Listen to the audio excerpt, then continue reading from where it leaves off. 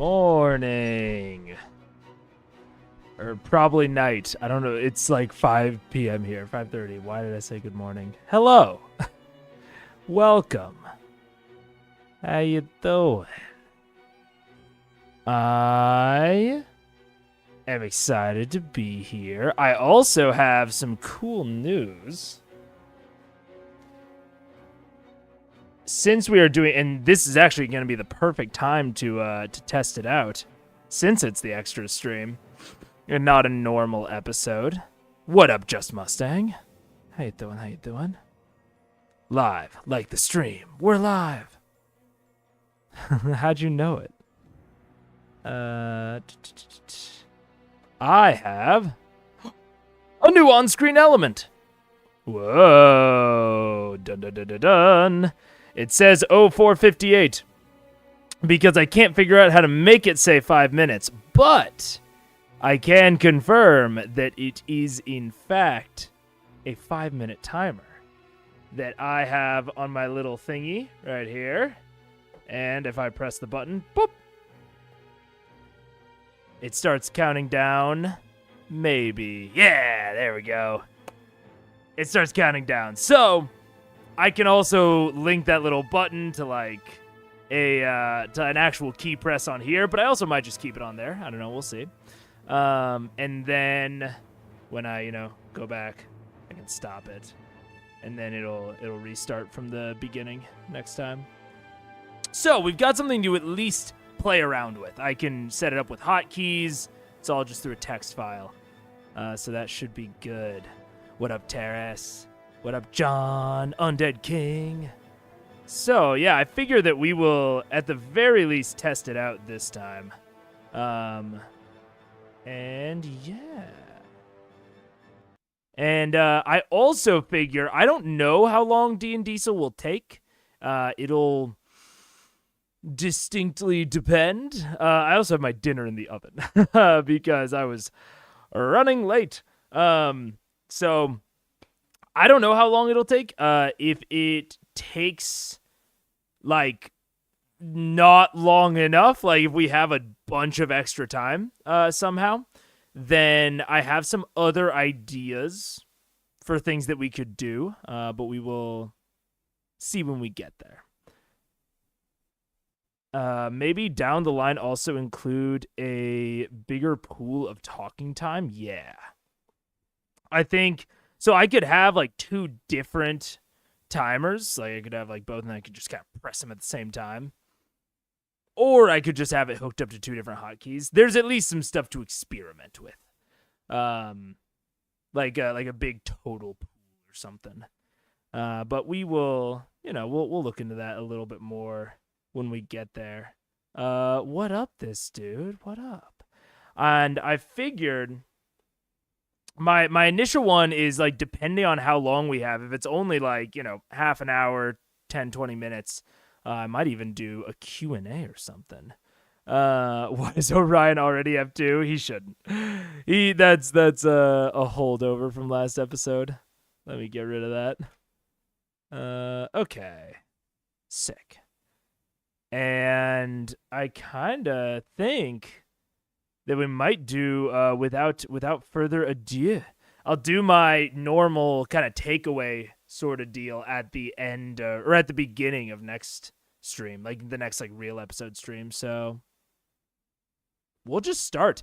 I don't know anything about this other than what has been said in the Discord about like where it takes place chronologically, as well as the fact that Vin Diesel is in it. That's the only thing I know about this. So we will see. The small village of Braunbog has recently come under a baneful curse. The young are born deformed and demonic. The denizens are driven to madness, some suicide. Those that remain, stubborn as they are, have fallen silent. But the nature of this curse has drawn the attention of one man. I am Colder the Witch Hunter. The 800-year... Wait, class Witch Hunter? 2 for heading back to Draconia off screen. Good zone, good zone. And bidet, hello. What the fuck is this Witch Hunter shit? Just immediately, I'm already, this is D&D, yeah? Is this like is this a sort of not pre like a beta version of the Blood Hunter?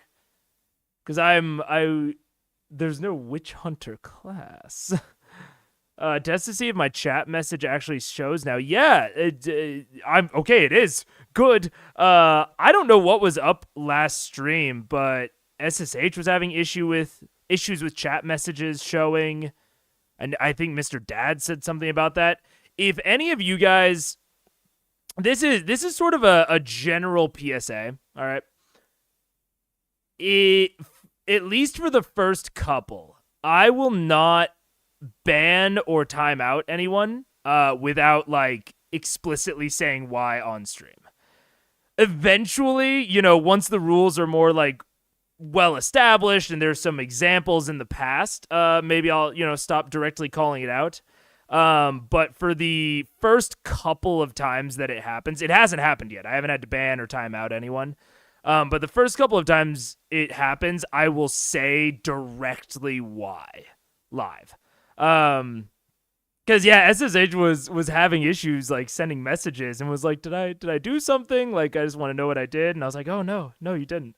So yeah, if you're ever having trouble sending messages, for at least the next little while, and I don't say that you're banned or timed out, just assume that you're not. Assume it's a bug. Message me. We'll figure it out, or like post it in general or something. Yeah. This was part of a Witch Hunter promotion. It was the base for Blood Hunter. Oh. Interesting. A promo for his new movie, so he was playing his movie character. Ah, okay. Interesting. It was inspired after this one shot to develop it more. I mean, I like the Blood Hunter as a general concept. Or I don't really know that much about it, honestly. I've read through it on D&D Beyond, and I've always really been into blood magic type builds in like MMORPGs where like, you don't have mana, you just have blood. You just have like your health and you have to sacrifice your health to do spells. I honestly think that Matt's Blood Hunter class does not go far enough into like the blood magic. Like I would have really preferred it be a little bit more kind of extreme in like, okay, you have to spend health to do all your shit. Or you have to like roll hit die. I know that there is some integration there. Oh, my dinner is going off. 1 second. I will be right back. Alexa, stop the timer.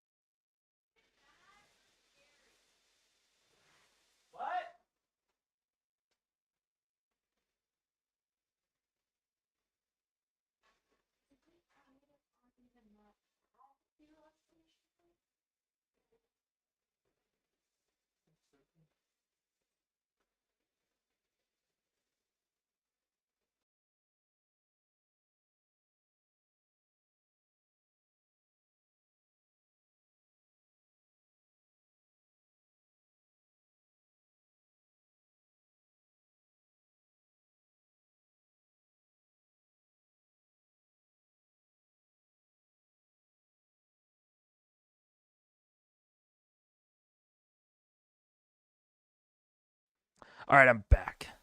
Sorry about that. Had to run and get the dinner. Also, I'm going to try to catch up with the VODs. Almost at EP 20 now. Enjoy the stream. Oh, okay. Bye, Terrace. We'll see you soon. Yeah, so what was I talking about? Oh, Blood Hunter. Yeah, I think the Blood Hunter is fine from what I have seen of it. In fact, I might just pull it up.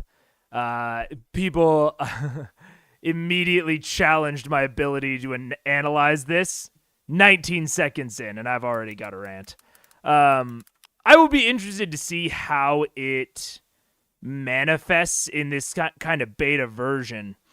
But I do want to show off really quick, or just kind of give my opinions on Blood Hunter as a class, because I've talked about Allomancers not really being viable within D&D, which I stand by that. I don't think they are. I think that D&D classes almost definitionally need to have resources that come back on long rest and that are like replenish fully on long rest, if not sooner. Short rest classes are also very much a thing, although people have divisive opinions about those because they are kind of a break from norms.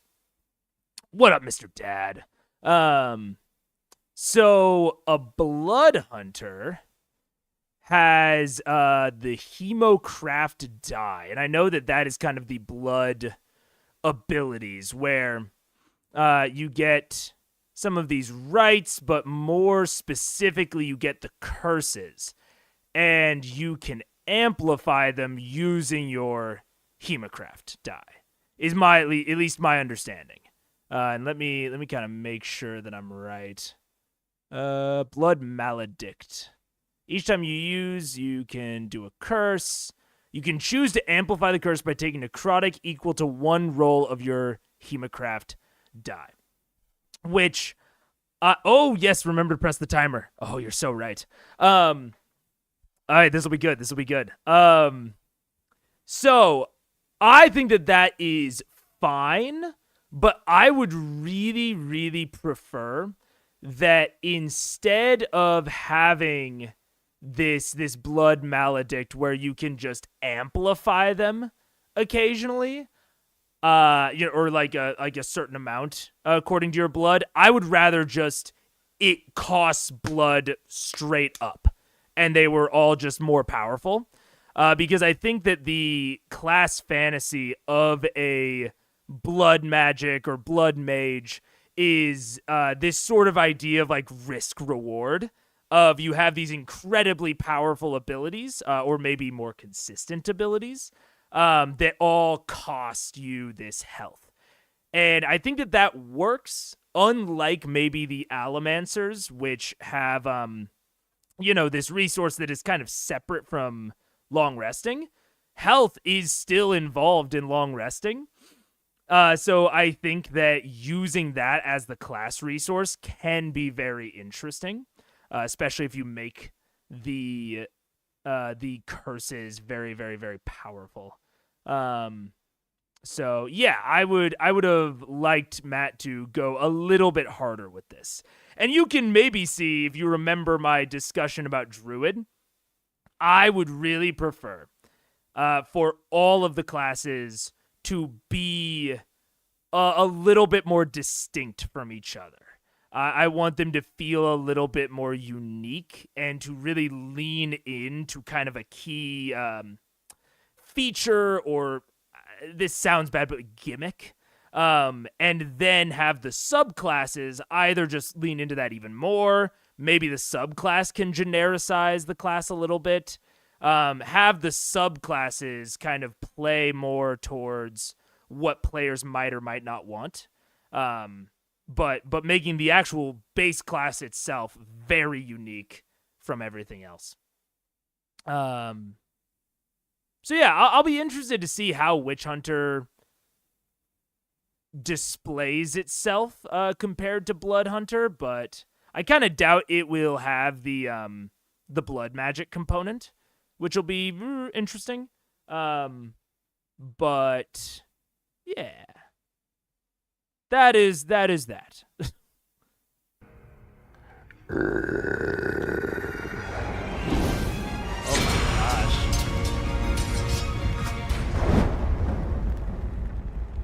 Now, Calder, you've seen such curses before drive whole communities to ruin. But from what your experience as a witch hunter has taught you is that the usual purpose of such a curse is not just to spread pain and suffering, but to prepare the land with enough misery and darkness for some ulterior motive, to transform the fane of the land into a site ripe for dark ritual. So, you, in seeking the source of this curse, have gathered up a handful of proven warriors from the land to investigate what is actually going down in Bronnbog. I'm Vexalia, the stealthy half-elven ranger.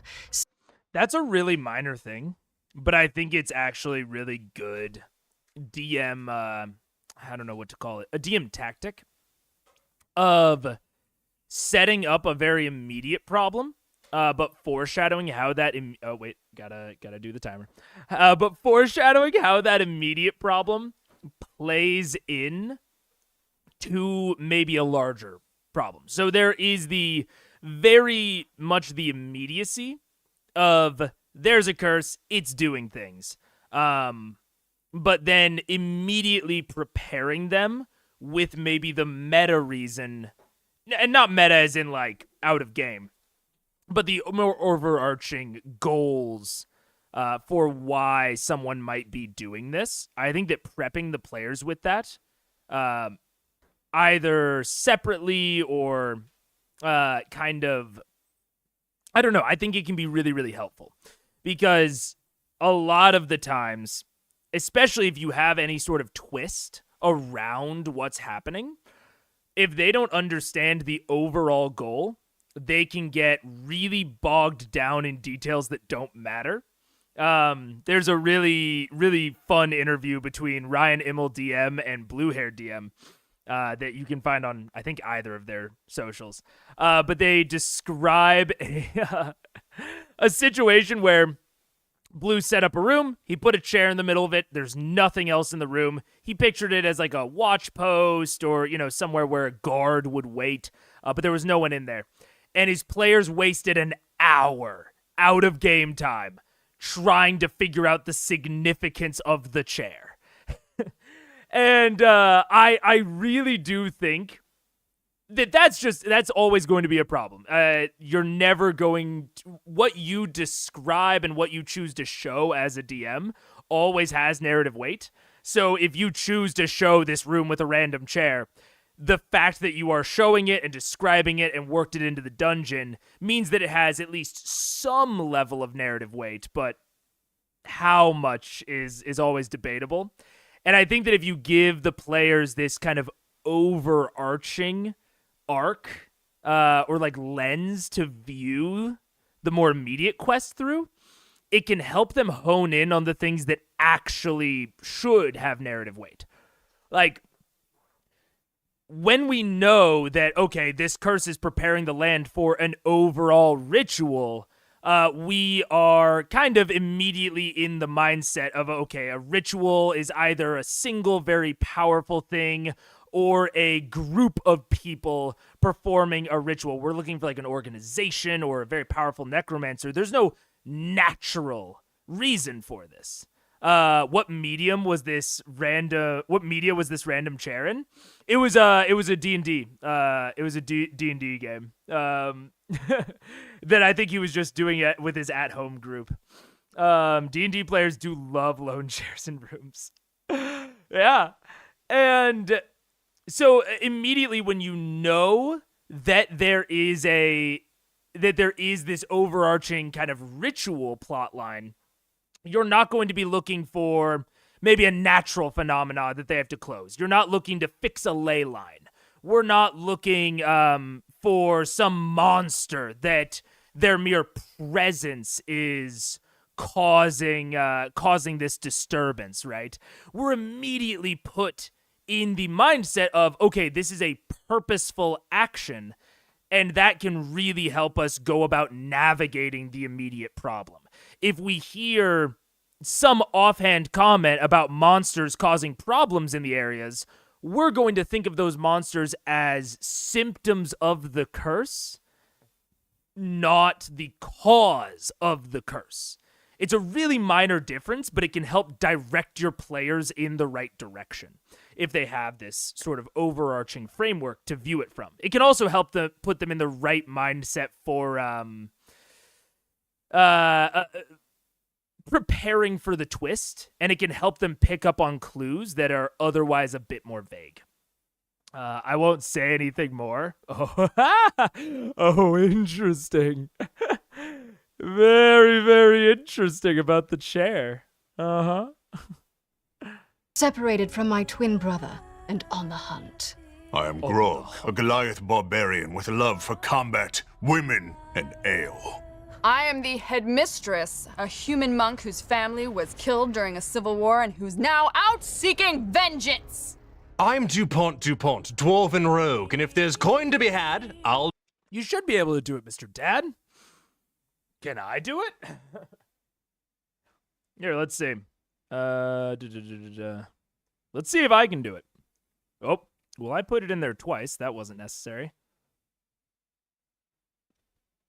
Huh.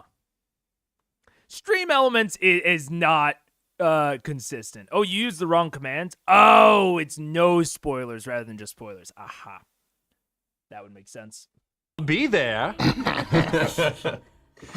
So, as the five of you trudge up to the outskirts of the Dreamseat marshlands, the sun slowly begins to set, and the mildewed, awful, set water smell of the swamp begins to take over your senses. As darkness slowly descends upon the landscape, you can see a bit of light poking through the trees. As you slowly become aware, you've reached the outskirts of Bronbog proper. You see tons of huts and small villages, all darkened, left desolate. You hear the cricketing sound of various insects in the swamp begin to slowly swell, the frogs calling out into the darkness. You approach what looks to be the only true sign of life in your vicinity, this small hovel, kind of mildewed on the outside, with one single window that is aglow against the darkness. Can we peek in the window? You step up to the side of the window and you peek in the corner. You can see in the interior, it's almost a hoarder's home. There are a series of crates and barrels and papers just scattered about, like this place has been packaged and then unpacked multiple times. Someone's been trying to decide to leave or stay. You see in the light, seems to be a female form, humanoid, sitting over a desk in the corner, currently kind of toying and sobbing. Yeah, John, this is very interesting, like, contrasting this with the normal Critical Role vibes of, like, so serious, dark and smoky, you know, the cuts, like, you know, very obviously, what do you call it, post-produced, there's cuts, there's, you know, this was all pre-recorded. It's very different. And I think that the aesthetic choices that they made do go towards increasing what he is going for, right? Like, I definitely think that this is good for this, like, witch hunter vibe and scene, but yeah, I don't know. It is very funny when we're used to a much more casual, brightly lit, almost basement feel. To herself silently. She seems distraught. We should probably knock. And we're all gonna get destroyed, killed. Right, this is just What? She's a hoarder. What? She's gonna put us in a Just box, label us? tons of D20s just lying about. It smells really good around here. All right, knock. Who's knocking? Leader. Am I knocking? Is that what we're doing? If you'd like to. Did this turn into Calder the Knocker? Every journey begins with a single knock. Well, I can't be surprised. So, I guess I'm... Shouldn't we like perception the house or something first? Maybe. Okay. I feel like we're walking into. Go ahead and roll a perception check. Yeah, I will. And my perception bonus is... It's very possible, John. I mean, obviously, I think that this sort of vibe is... I would say that it's a bit over the top. I think that Dimension 20 does a really good job of balancing that post-produced feel with still making it feel, I don't know, not like a TV show. Like, this feels, I don't know. I think if Critical Role always looked like this, the accusations of scripting would be so much more prevalent. But it's really fascinating to me because, like, Dimension 20 Fantasy High is the only other, like, really actual play I've watched any substantial amount of. I've watched, like, 4 episodes. And I know that they must have cut things. Like, I know that there must be some stuff that that hits the cutting room floor, and like especially pauses and kind of weird side convos. But I'm already like, man, they probably could have cut some of that conversation. I guess to be fair, this is the extended version. So there's probably a little bit more in here than there was in the original cut down. But I don't know, as someone who prefers live content, who doesn't really love cutting his stuff down into like longs and everything, I'm very fascinated with like the back end of this, especially when you have someone really big and famous on there that probably doesn't, I don't know, probably had their own ideas about how they're going to be portrayed. Nudge, nudge, be the one who knocks. Yeah. Is +6? Yes. Yeah. I think that's a 14. I like a 14. Yeah, I think it's 14. a little bit of a fail roll, but As you approach the door, you can see the door itself is not as mildewed as the rest of the building. There is a Mimic? general appearance to this that the rest of the house, while old and weathered, this door is much fresher than you would expect. That's the best you can ascertain of that nature. It does catch your eye. I don't know if this is where they're going, but I am a big fan of mimics are not chests. I'm a big no chest mimics fan. Mimics are anything but chests in my in my games normally. But I also love, if you are going to do that sort of thing, if you're going to have this door be trapped, if you're going to have it be a mimic, that level of foreshadowing of like, it looks weirdly clean. Like, that's all you need to do in order to like properly foreshadow a trap, in my opinion. Like, doing that sort of description on every single trap stops what would otherwise be a really big sense of like, I check for traps at every single corner, which is I think kind of what CR season 1 is right now. Of like, Vax gets into a habit of checking for traps. And then the moment he gets out of that habit, you go for a little while, and then they get hit by a trap, and then he just checks for traps at every single door, every single corner. And I don't think, I don't want to say it murders the pace, because I actually don't think it's that substantial compared to a lot of other things that sometimes happen. But I do think that it has a very distinctly negative impact on the pace. And I think that kind of foreshadowing can really help mitigate that level of pace breakage while keeping the players in the scene. It gives you an opportunity to like re-describe the rest of the house to highlight the differences, so you can get that more flavorful descriptive language in. Especially if like, say that this door is a bottleneck of some kind. I don't think it is in this scene, but say it was. You can even hold on to some of your descriptive language until you go to describe the door. So, like, you can kind of space it out so that it's not so front-loaded.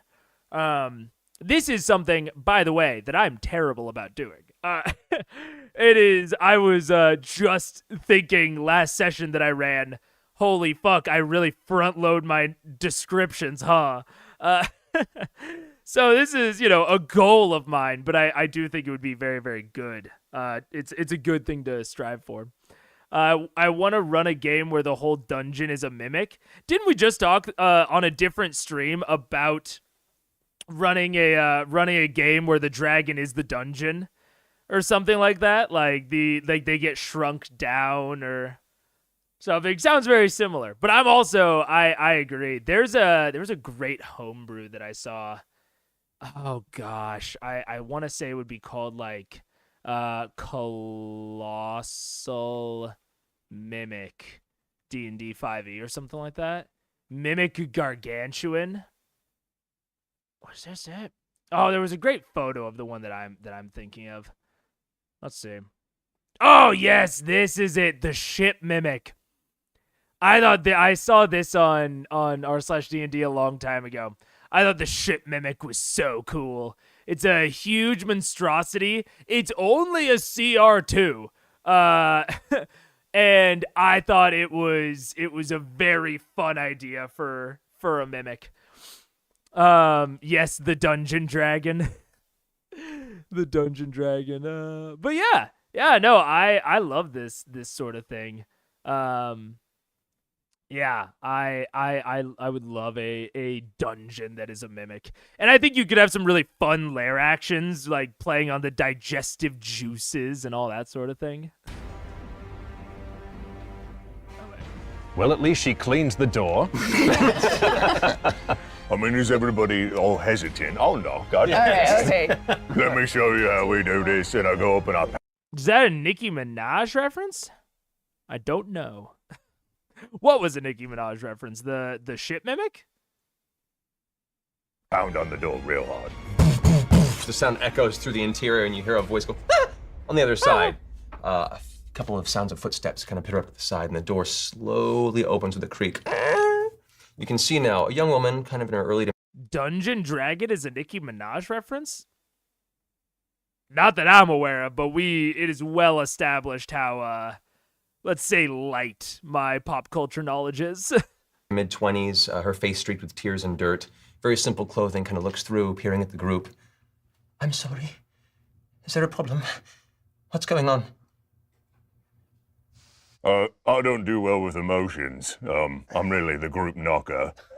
Somebody else want to take it from here. Are you upset, dear? What's been happening here? Well, it's best you not be here. Death awaits those who come. What are you doing? Flee? Flee, this is my cause. I chose to live here. Let me take this onus. You still have a chance to get away. Illness? We don't run. Get away from what? Get away from what? Insane, the background music, very over the top. Yeah, it's very clear that, like, this was trying to be highly produced. Highly produced. Yeah. Pillage. I'm with him. We pillage. So she's saying she's running away from it. We should run away from the curse. That's what she seems very honestly distraught and is reaching out in hopes of trying to instill you with the same fear. But maybe she knows more. Have you done research? Why are you here when everybody else has fled? Because my family's always been here. And it's not much, but it's still home. And if we all leave, there's no chance anyone will come and save us. This whole land will fall to ruin. At the very least, if I die here, maybe that'll be enough of a reason for someone to come and alleviate this terrible night scene. Who's responsible for the curse? We don't know for sure. We hear voices in the night in the far ends of this swamp. We hear laughing and terrible gurgling in the swamp. Voices of languages we don't know. We've had a few folks go out to try and stop this. They never came back. Recently, I've heard terrible, wistful howling of voices, moaning in the morning mists. Do we know which direction the swamps are from this? You're currently... Not to pick on Mr. Diesel here, but unless the direction, this is more of, I guess, directed towards DMs. Unless there is some specific reason that you want to lay out kind of the directions out of town, like where certain landmarks are, like unless it like matches up to a pattern or there's some sort of puzzle with the layout, I really try to hesitate away from giving like specific directions like that. If a player directly asks me, I'll tell them. But as a DM, unless there's some significance, I almost never have it be a particular direction. It's just outside of town. The other thing I wanted to do, voices of languages. I was trying to remind myself. I really want to use languages more. I've talked, especially in the mystery kind of arc that they had with the Rakshasa. I talked a lot about delivering clues multiple different ways. And one of the things that I want to not necessarily try, but like work into some of my mysteries is this concept of like some of the clues being like very directly handed to the PCs, but just locked behind a language barrier. So either written or straight up said. Now, it's not going to be like one of the big clues. It might be like one of the 3 sub-clues, below a big clue. But I think that that's a very interesting way to go about it. Especially, like, I've talked about targeting different PCs. If one PC hasn't gotten a narrative opportunity to shine recently, locking one of those sub-clues behind a language that they speak and maybe only they speak, I think is a really good opportunity to allow them to roleplay. Right? And they might not. They might just say like, oh, I heard this thing, and they just relay that to the other characters, and that's it. But it's a really clean and clear opportunity to give them if you want. And it makes the comprehend languages spells actually have a use. Which is Do we know which direction the swamps are from this? You're currently about a good, say, an hour's worth of travel into the swamp to meet this. So you're in the heart of it right now. It goes further out towards the distant mountain range, and you gather from what you have traveled, it just gets more and more desolate, more murky. The water level seems to sink even further. I mean, it's laughing, gurgling, moaning. If we're sure it's not a bar, might not be so bad. What can we get out of this? I could collect some change of the few that have stayed. I mean, I've only got a bit of gold to my name as well, but we'd be happy to put it up if you'll be of help. Please, I ask. Oh, a bit is much better than none. I'll go ahead and... You greedy. I'll go ahead and speak to the denizens around. I will, if you come back, I mean, alive that is, we'll have all of our money ready for you. Yes, please. I think we should get half up front. You have a hard bargain. What do you have on you? Yeah. Go and roll a persuasion check. Okay. Now, I know that this is partially an actual play problem. When it comes to one-shots, and I've talked about how my one-shots are trash, but most of the reason my one-shots are trash is because they go too long and the pacing is weird.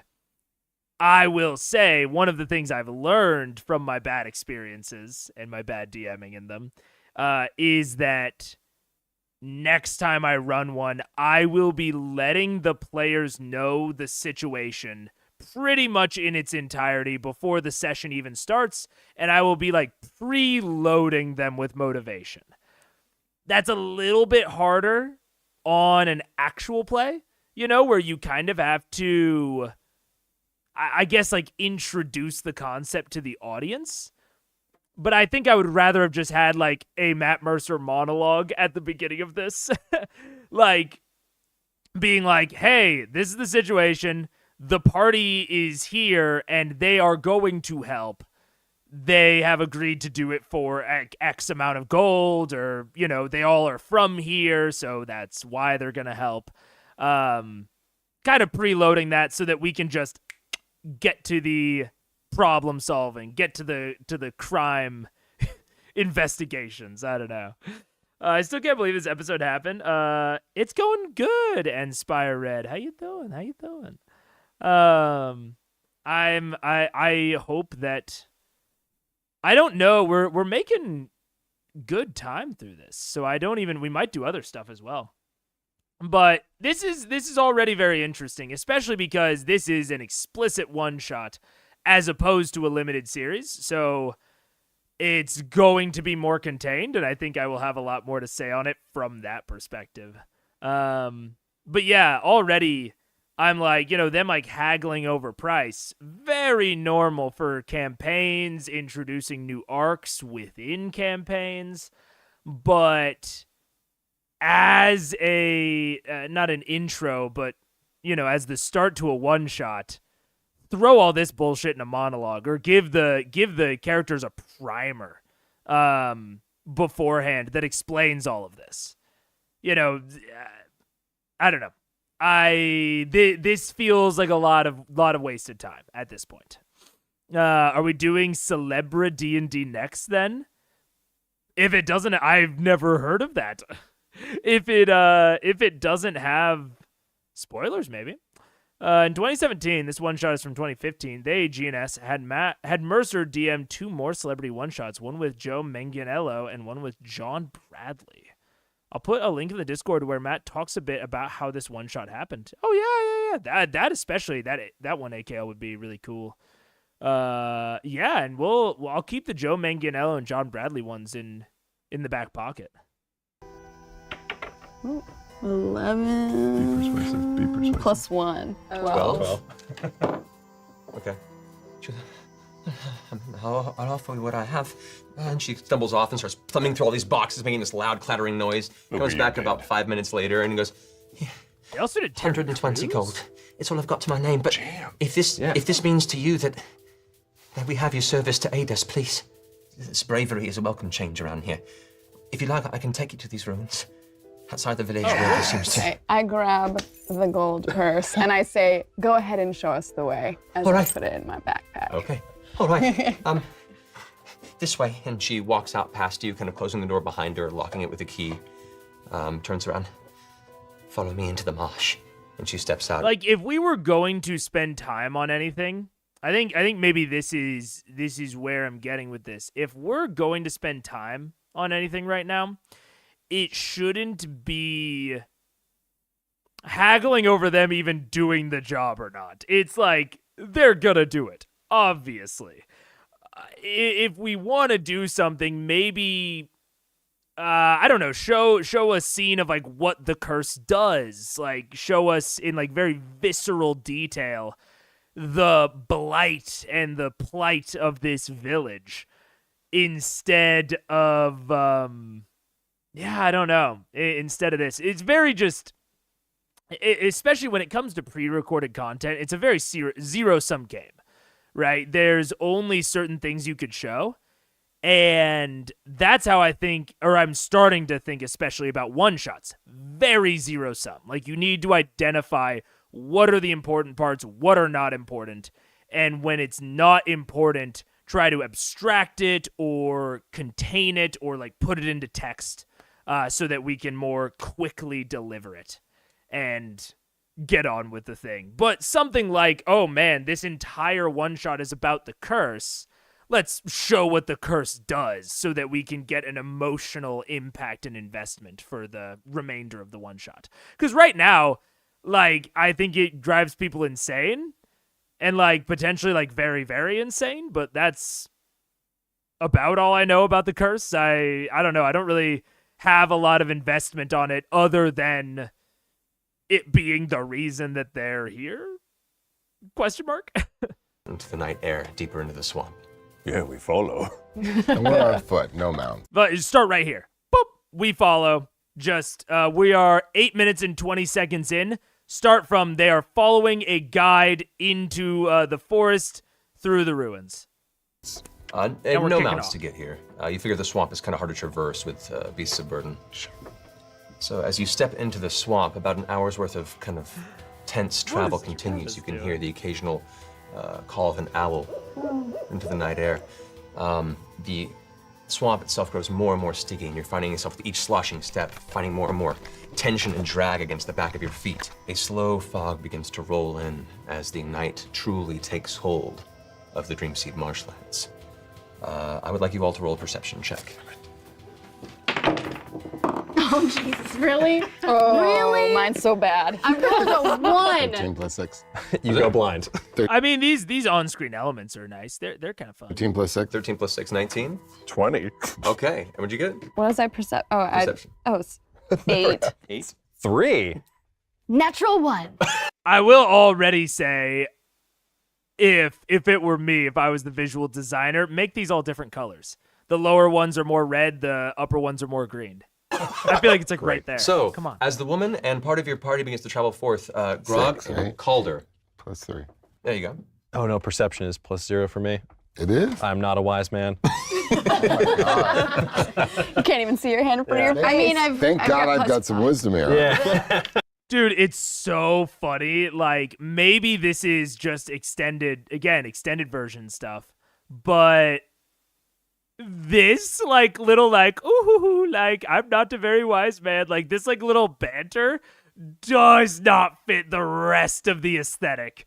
Like, watching them, like, hee, like, just do, like, normal D&D bullshit when they're in, like, a smoke machine and there's, like, the one fucking detective Law and Order light bulb shining down on them. It's very silly. After 800 years, you learn a thing or two.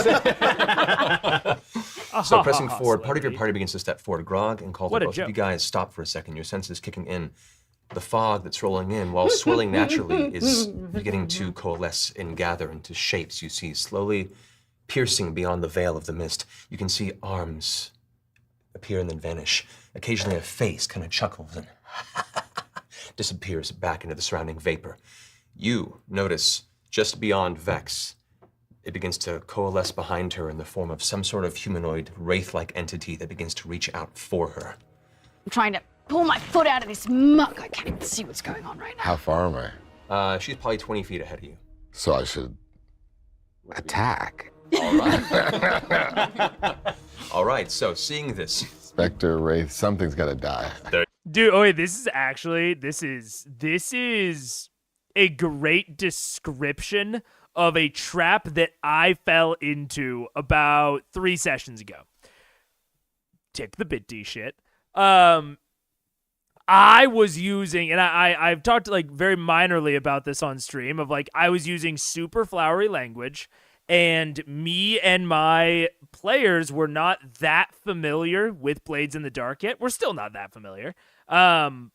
And I was doing a lot of flowery language around the magic and like arcane system in that, and to the point where it was like confusing my players. They didn't know like what was mechanics, what was flavor, and even as recently as last session, I had another like clarifying chat around like, oh yeah, like out of game, that was totally flavor. Like there was like my player thought that there was like a puzzle within like the descriptions that I was giving. And so I think that this is another, again, very minor but great example of that. Of talking about like these, like, narrating of like these faces coming out, ha ha ha ha, and these hands and whatever, and then very delicately and smoothly transitioning from your flowery language into, oh, mechanical, this is an enemy. And not distinctly saying that it's different. Like, you see this wraith-like entity coalesce and reach for Vexalia. And you just need a little bit more, right? It's not that far off, but you need a little bit more of like, and this fog looks much more solid than the rest of the fog that you've been dealing with, or something like that. You need like a clear indicator of like, flavor into mechanics. Or even probably more not useful, but probably safer, is if you and your players are either not familiar with the system or not familiar with each other and the way that you describe stuff, maybe just stay away from any flavorful language that could be confused for mechanical stuff. Like with like the faces coming out and shit. You know, it's just a very, very thick fog, and then it coalesces into a person and reaches out for Vexalia. Because immediately Vin Diesel's like, I attack the fog? Is that stupid? Is it just fog? Like he's still like, he's not quite sure. He's kind of unaware of if this is the right move or not. But there you go. You know. So you, rushing forward, seeing this entity, you burst forward with speed, going sloshing through the mud. As it reaches out to claw, you run forward, arcing your sword down, whoosh, in a large strike against the creature. Go ahead and roll attack.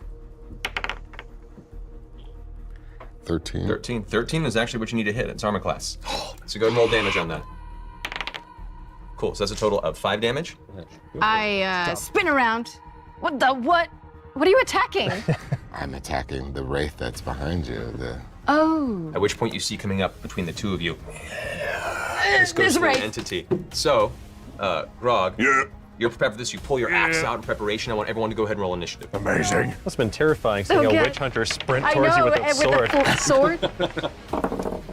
All right, Calder is up first, and then coming up the rear end, you have DuPont. Someone has to do it.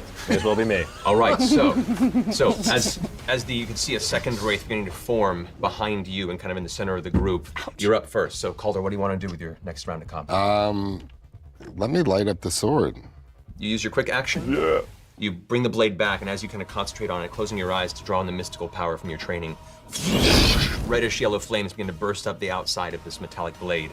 In the light that kind of lights up the exterior of the swamp, the wraith immediately recoils with this look of fear. What else are you gonna do now? I like that. I'm gonna attack. All right, so you get 2 attacks with your sword. Go ahead and roll twice. Yeah. Nice. That'll hit. Go ahead and roll the first attack damage. I don't know how experienced Vin Diesel is, but I do like how much Matt is like leading him by the hand through this. Yeah, especially for like, if he is a newer player, I don't know if he is. I think he has said that he has played TTRPGs before.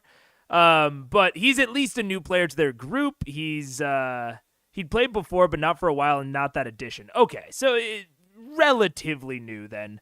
I do like how much hand-holding Matt is doing. Like, being like, okay, you attack, your sword does, like, 2 attacks, roll twice, like, giving it to him very step-by-step, and trying to guide him towards what he thinks will be the what Vin would want to do. I think extra D6 because the fire. Baller. Yeah, right? All right, so that comes to a total of 4 damage plus the 4 from the sword. So it's 8 against the entity. So as you shriek down with your first attack, whoosh, the flames send the actual creature separating for a moment. The vaporous mist kind of bisected in the middle of the air. It slowly reforms as you, using that action, recoil for a second strike downward. Go ahead and roll your next attack. Yeah, the UI elements are very, very clear. Like, they make the whole thing much more obvious, but they're also clearly much more work. So I agree, though. Especially, I would really like, I've talked about, I'll start the timer. I've talked about how I don't want to do an actual play. Like, I don't have really desire for that. But I would have interest in, like, maybe filming some one-shots or some limited series. And I think it would be very, very nice to do this sort of editing on the eventual product so that people can follow along really easily. And, like, this sort of thing, like, just flaming sword attack, D20 plus mods equals blah, blah, blah. Like, this is not... I mean, I'm no professional editor, but I don't think that this is super difficult. So I think that you're doing a lot to make it more consumable for a general audience. Maybe a general audience that would, say, click on Vin Diesel in the thumbnail, even if they're like, what? Like, Vin Diesel plays D&D? What's all that about? Like, this makes it much, much more clear for that type of audience. Sierra definitely has a habit of going all out for their one-shots. That's dope. That's very sick.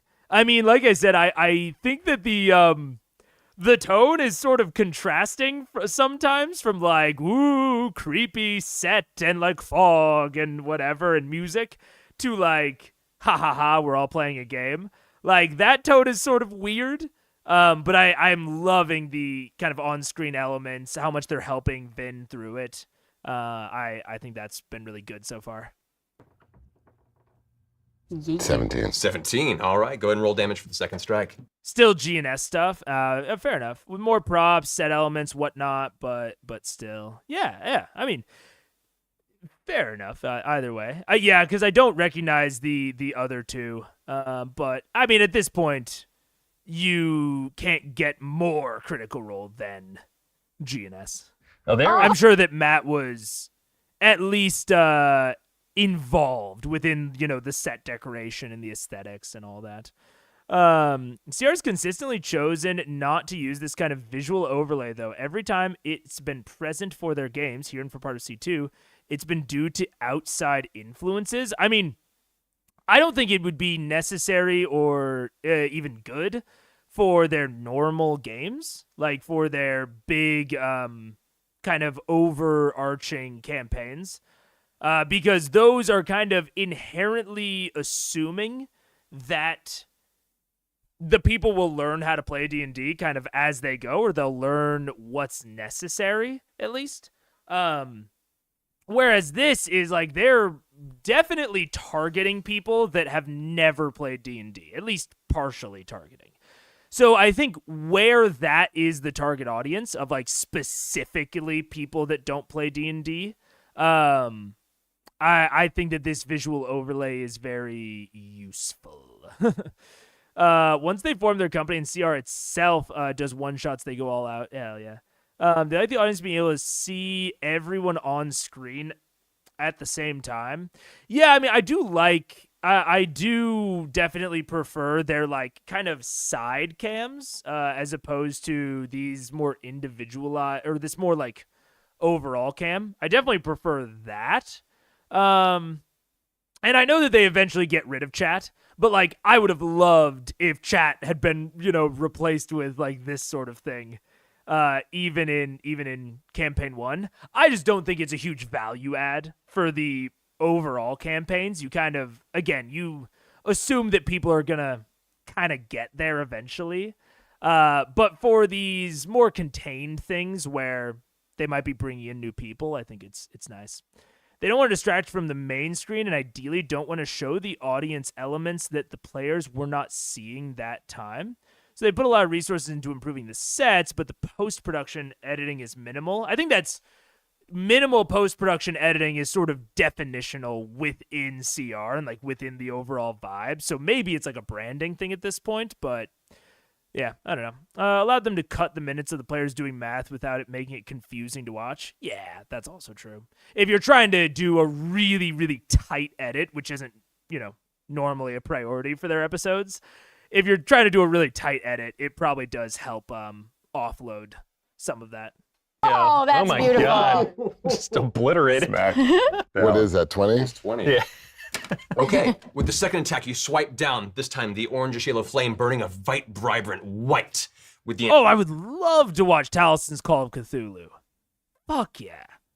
I have always been like tertiary interested in Call of Cthulhu, but have never had a good example of it. Dimension 20 edits out a lot of the pauses for math. Yeah. intent as your witch hunter instinct brings the blade down. The wraith screams out in pain as it dissipates into the swamp air, completely destroyed. Vexilliously looking dumbfounded by it. Caldo, thank you. Well, you're quite welcome, Vance. However, at that same moment, you hear the creeping sound of the second wraith that seemed to draw up behind you now. Next up in combat, that would be... Where's our friend right now? She's currently back with Grog at this moment, kind of hiding behind the large Goliath barbarian. Okay. So what do you want to do, Headmistress? Extra attack, I guess. Okay. So as you're darting up, your monk fists out, you can see the focus of your key energy causes the exterior of your flesh to seem to momentarily harden like iron. Hell yeah. You rush up to with unnatural speed. Yeah. The wraith not even realizing your presence. Go ahead and roll 3 attacks. Okay. So +7 each of these strikes. 11. That hits. I do think that this is a really interesting example of much more, not purposeful necessarily, but much more extreme theater of the mind than we are used to with Critical Role. At least at this point. I don't know how Critical Role evolves, especially I can see without Orion, they might have less need to do those more wargamey type descriptions. But I think that this is very obviously way more theater of the mind on like where things are. Matt didn't ask them for their marching order. He's only giving ranges when it is necessary or like when people ask. Like I think the only range he's given is when Vin Diesel distinctly asked, how far away am I? Otherwise, he's just like describing their feature, like the monk having extra speed, right? That's like a mechanical wargamey type of thing, right? They have this like 10 feet of extra movement, 20 feet of extra movement, whatever. But instead of, giving, or I guess holding on to that mechanical benefit, since he's not caring about the ranges as much and he's not caring about the position as much, I do like that he still worked the feature into the narrative and into the theater of the mind descriptions. I think that that is a really important thing that a lot of DMs, when they're first trying out a more theater of the mind style, miss, of not keeping those mechanical benefits present as flavor, which I think Matt's doing a delightful job of. So very, very much kudos to him on that. I love Call of Cthulhu. Very funny TTRPG. I'm very interested in it, especially because, fun fact, Call of Cthulhu is the number one is the number one TTRPG in the Asian bloc. So like China, Korea, Japan. I don't know about other countries, and I the statistics I saw were pretty general. It was like Europe, America, Asia. But yeah, it's very, very, very popular over there. So I'm super interested. Needs to witness that and that set and table upgrades. That would make sense. Yeah, I mean, I'm definitely certainly down to wait, but that sounds very fun. I'm very interested. Yeah. Let's roll 2 more times. Punched a ghost. 2. That is going to miss, unfortunately. Third attack. 12. That hits. All right, so roll damage twice. So it's a d6 plus 4 each strike. 2. So it's 6. One more time. 5. Nice. All right. 9 damage. So as you rush up, you punch the wraith from one side. You can see its form shimmer from the impact. You go out for a secondary uppercut, and it seems to disperse around your fist, completely missing in the air. You rear back for a kick. This time, it's unprepared for the secondary attack, and you smack it upside. For a moment, you feel as if the ghost has a physical form around your fist, and it takes the impact, kind of drifting back about 5 feet. That concludes your turn. Vex, you're up. I think Grog was next. He had a 17. Oh, okay. I had 15. I'll take the great axe and I swing it, and I go for a frenzied strike, so I get an additional attack. Okay, so leaving the one behind you, currently fearing for her life, you go into an angry rage, froth forming at the corner of your mouth, and you charge up against the wraith, currently flanking it from the side with the headmistress. Stay here, Muppet. Oh, that's really good. That's a 24. That'll hit. Yeah. Next attack. That's a 9. Whoosh, whiff. Go ahead and third attack now. That's 14. 14 does hit, so go ahead and roll damage twice. That's stanky. D12. That's 9. 9. Oh, dang. 12. Alrighty. That's twice. You missed the run. So as you swing up, you swing the axe wide. It cleaves through part of it. You can see there's now a burst of kind of blue ectoplasmic energy just dissipates from the immediate blast of the attack. You swing back with a backhand. It dodges out of the way. So it's going for your throat. As you do, you bring the axe, backhanding it to the side. The actual wraith is pushed off of its axis. It looks very angry and now intent on you. It is now. I will say, so this is and I also want to throw out there, I have no idea what this was like for Matt to make. I'm sure that there were certain requirements levied at him because of, having Vin Diesel. So none of this, I want to say, if I criticize the one shot or the plot or the combats or whatever, it is even less of an indictment of Matt than normal, because I feel very confident that there were outside factors affecting everything about this. With that being said, I do think that exactly what I said at the beginning about, like, I want to see more of the curse, of, like, what's bad about the curse, what the curse does. I know nothing about the curse. These wraiths do not appear to be significant in any way, shape, or form. That could be revealed to be incorrect. But this seems more like theme and tone setting, which is fine, but I think that you could more effectively set theme and tone by going into some sort of enemy that is a direct result of the curse. So if it drives people insane, maybe you meet some wandering cursed villagers, and the person that's guiding them knows them. It's an emotional moment for her. She's like, no, Kulub and Dart, Kulub and Dart, no. And they don't recognize her, or maybe they do recognize her. Maybe that's like an even scarier part of the curse, is maybe they're still relatively sentient. They're not zombies, but they want to like drag her further in, make her part of the ritual, make everyone in the party part of the ritual. And there's some sort of decision point. There's some sort of moral decision on like, okay, you know, these people are still people, but they have been cursed, driven to insanity, driven to madness. And you can use them, I think, a little bit more effectively than these wraiths.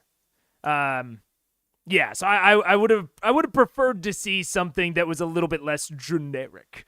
Because this really feels sort of similar to the ghosts in the Rakshasa arc of like, they're just kind of thrown in there because we need a combat. But I think that even with sort of, I guess, filler combats like that, they can be much more jam-packed with meaning. Right, they can do a lot more than just enforce a spooky tone. Actually, the Wraith's turn. Oh, dang it. Why? Directed by M. Night Shyamalan. Hey, look at that. It turns to you and reaches out, its face contorting with these large, angry, ghostly fangs. That's going to be a 21 to hit. That'll hit. Okay, and second strike as well. That's going to be a 14 to hit. Nope, you missed. Alrighty. So as the Wraith reaches out, it claws the front of your chest, but the claws seem to seep actually into your chest cavity, going up to the wrist, and you feel this cold, sudden grip on your heart as if it stopped beating for a moment. You take 21 points of necrotic damage, and your hit points are permanently lowered by 21 points. What? Oh my god! Wraiths? That's kind of harsh. Yeah. Wraiths are harsh, yo! That's major. Harsh DM alert. Harsh DM alert. You're gonna stroll into my danger. You gotta learn to live. Dang! Total party kill incoming. A third Wraith begins to drift out of the mist behind God, Grog. what? Now it's your turn. Yeah, I see gonna what call? it's doing, and I Hunter's Mark that wraith. Okay, so as you concentrate on it, you can see your I will also say, for theater of the mind type combat, a piece of advice that I got. I'm not a huge theater of the mind type of guy. I've had to become much more of one for BitD GMing, but one thing that I got a really good piece of advice on is, especially if you have players with effects or features like Hunter's Mark, but really in general, you should try to draw more easy distinctions between your enemies. So giving them names, even if you want to keep these as wraiths, like, give them names. Maybe they are the deceased dead of, again, some villagers that this person knew, and she calls out their names anytime she sees them. And then you can put those names, you know, if you have like a little initiative tracker or something, you can put those names in the tracker so that it is easier for the players to refer to. Because it's like, okay, I'm going to mark the Wraith. Which Wraith? The Wraith that Grog is attacking, or maybe the one that just attacked him? Are they the same one? Did the one that attacked him, was that the one he was attacking? I don't quite remember. And if you have a lot of enemies, this can become problematic very, very quickly. So, I mean, number one, just mixing up the enemy types so that you can very easily say, like, the Goblin Archer, the Goblin Brawler, the Goblin Thug. Like, mixing up those descriptors, even if maybe their stat blocks on the back end are the same. But even if they're the same stat blocks, they're called the same thing, give them some sort of distinct identifier to make them just easier to talk about. Experience hunting ghosts. Clarify its vision. Go ahead and make your attack. Help me. Go, no! I'm so excited. Oh, geez, that sucks. 12. 12 just misses. Okay, Flies wait, I'm wide. going to do it again. That's better. That's 18. 18 does hit. Go ahead and roll. Wait, no, that's 20. 20. Wow, wow, Alrighty. wow, wow, wow. So the second arrow actually finds purchase inside the ghost steel entity, currently keeping its form semi-coalesced to attack Grog last round. 10 plus Hunter's Mark. That's, what is that? Is that a 5? 15! It's a 5, yeah. 15 points of damage. As it goes back to try and reach into Grog a second time, your second arrow finds it, and you see the face kind of burst around as the arrow just barely. Matt is also doing kind of what we talked about during the Giants fight of kind of mixing around and in the turns so that they more like weave into a more kind of overarching scene. I'm really loving it. Despite my... I think that like his moment-to-moment DMing is pretty impeccable right now. His overall planning, haven't loved. But again, like I said, I have a feeling that there were maybe some outside pressures. But his moment-to-moment DMing is going incredibly. This is the side of your head, disappearing into the distant swamp. The second wraith destroyed. Yes! The third wraith, however, is still kind of coming up from the behind of Grog. Why me? That's From the behind. because you're big and scary. Oh, that makes sense. Go ahead. I've seen some really impressive things so far, so I'm going to not try and shortchange this. I will say something that I try to do as a D&D DM is try to at least think about, if not like explicitly write down, what my enemy's target priorities are. Is it big and scary? Is it wealthy? Is it spellcasters? Is it healers? Is it religious? Like, what are their target priorities? Because I think that, number one, every creature has some sort of unconscious target priorities, regardless of what or who they are. And I think that mix and matching those target priorities can make for very interesting and varied combats, even within types of creatures, like even within creature groups. And I think it makes your enemies feel much more real. I think there's kind of like there's kind of a first level, like, beginner DM of like they hit whatever's in front. Then there's kind of that next level realization of like, oh, they would attack the big and strong thing. But then there's like kind of a deeper level there of like, okay, maybe they wouldn't. Like maybe they would attack the one that looks actually kind of weak and gimpy and try to, separate that one off. So I think that there's a lot of thought that you can put into that aspect of your enemies, of your monsters, and of your, general enemies. And I think that can go a lot towards characterizing them in a way that you kind of can't characterize them without thinking through that stuff.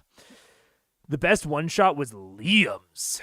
I think there was an allotted time Vin could be there. Yeah. Well, I more meant, that is a very distinct issue, but a lot of the things that I'm criticizing, I actually think are ballooning the time a lot.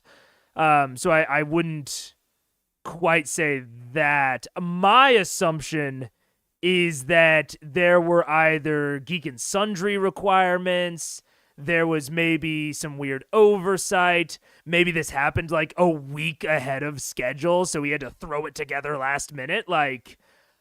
those are the types of things that I think might have impacted or made the planning a little bit subpar.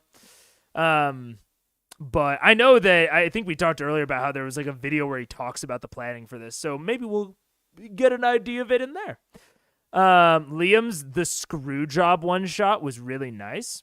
Hell yeah. Dope. Full Circle, I haven't seen Screwjob. Sounds like there's a lot of great content for me. He had 3 days warning. They initially asked for 2 hours, then it got cut down to 1, and then 20 minutes. Whoa. Okay, yeah. Okay. That's what I was... okay, yeah. Because that's like, again, his moment-to-moment DMing, impeccable, fantastic. But I could very much see how, especially when you are also creating like a custom class and like you want to make it fit with this new class. I mean, yeah. I've never seen the Matt and Marisha panel Q&A that AKL posted, but I assume they answer those questions. Yeah, pretty amazing. It turned out this good. That's crazy. That is crazy. I mean, we'll have to see kind of how the plot evolves. But that's okay. That's the type of behind the scenes fuckery that I was assuming went on. Because yeah, this is so just ungodly generic. I have a playlist of CR adjacent one shots with at least one person from CR on it. I will list it in the Discord. Fuck yeah. Thank you. I'm going to sprint with all my might, try and backflip over Grog in the Wraith, then stab it in the back with my Okay. All right. Very nice. The dwarven rogue all of a sudden lowers his head and ninja runs across the surface of the marshlands, almost like his body has no weight momentarily. Leap off the air, make an acrobatics check. 29. Nice. 29 with a deft, silent. I will also say, so it's a pretty big now I don't want to say cultural thing, but it's very important within the design space of D&D 5e that they wanted to minimize riders. And if you played 3.5 or you've played Pathfinder, you might be familiar with the term. But a rider, at least to my understanding, is anything that's like a +1 or like a +2. Right, like basically one of the few consistent sources of riders in D&D are like +1 weapons, right? Because otherwise D&D really tries to narrow it down into your ability score and your proficiency mod. That's it. That was like a very, very core part to D&D and how it went. A very good example. And then, sorry, I'm bouncing all over the place. And then everything else is handled through advantage. Advantage and disadvantage was like kind of the big, I don't want to say like revolution, but it was like the big, really core design, one of the core design changes within 5e. Rather than like flanking in 3.5 giving you, I think, +2, high ground giving you like +1 or +2, depending, I think, on if it was a long bow or a short bow. They took this kind of stack of pluses and tried to collapse it down. And then if you want to give additional stuff to that, you either give advantage or disadvantage. Okay. So I try to respect that. I try to not give out too many random riders. Sometimes I will. So sometimes if it's something like that, where it's just like, I'm gonna run and like leap and stab them, I might be like, hey, make an acrobatics, and if they make it, maybe I'll give them a +1 or a +2 to the damage. Like, I think that sort of incentive makes creative combat plays more frequent. But a lot of times I do try to stick to advantage and disadvantage. Now, advantage and disadvantage are big. My rule of thumb is always advantage and disadvantage are ±4.5. There's a lot of argument as to whether or not that figure is correct, but that is my rule of thumb. And so when I hand it out, is this worth about ±4.5? And I miss the satisfying crunch. Hey man, if you miss the satisfying crunch, Pathfinder's right there. And I mean, DMs and other tables can add those riders back in. They can add those things back in. And like I said, I do, like, occasionally, especially depending. Oh wait, I think my internet just dropped. Uh-oh. What the fuck? Wait, am I back? Okay. Oh, yep. I think I'm back. Yeah, my OBS. Hello? Am I back? Did the stream go away? Oh no. What is happening?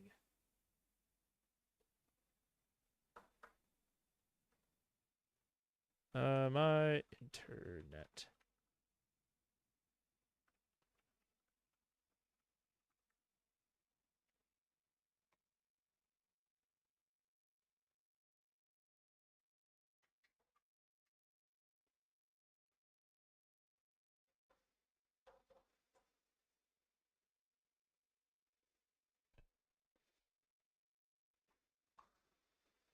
Okay.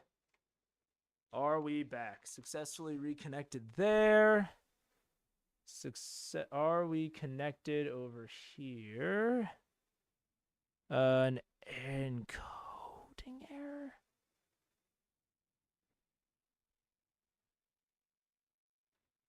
Lost it for a minute. Are we back? Potentially? It's... Ay. This is telling me that it's not receiving enough video to maintain smooth streaming. Okay, let's just... Looks like we're back? Okay. Ooh, okay, yeah. It looks good on my end, too. Oh, man. Okay. I think I know what was causing that. I was futzing around with my internet earlier today. And I had it plugged into my router instead of my gateway. Anyways, cool. I think we're back. Where did we lose? Talking about riders, which I like that conversation. So I want to finish it out. Anyways, I generally seems good, but for a bit, looked like the camera was pausing very few. It's smooth now. Okay, sick. Good. Yeah, so I think it's kind of a preference at the table sort of thing. I'll try to. I think my timer reset too, so I'll just try to wrap it up quick. It can depend on table preference as to how much crunch you want to have, how many riders you want to have. And I've seen a lot of homebrew, especially for things like flanking, that bring riders back into the conversation.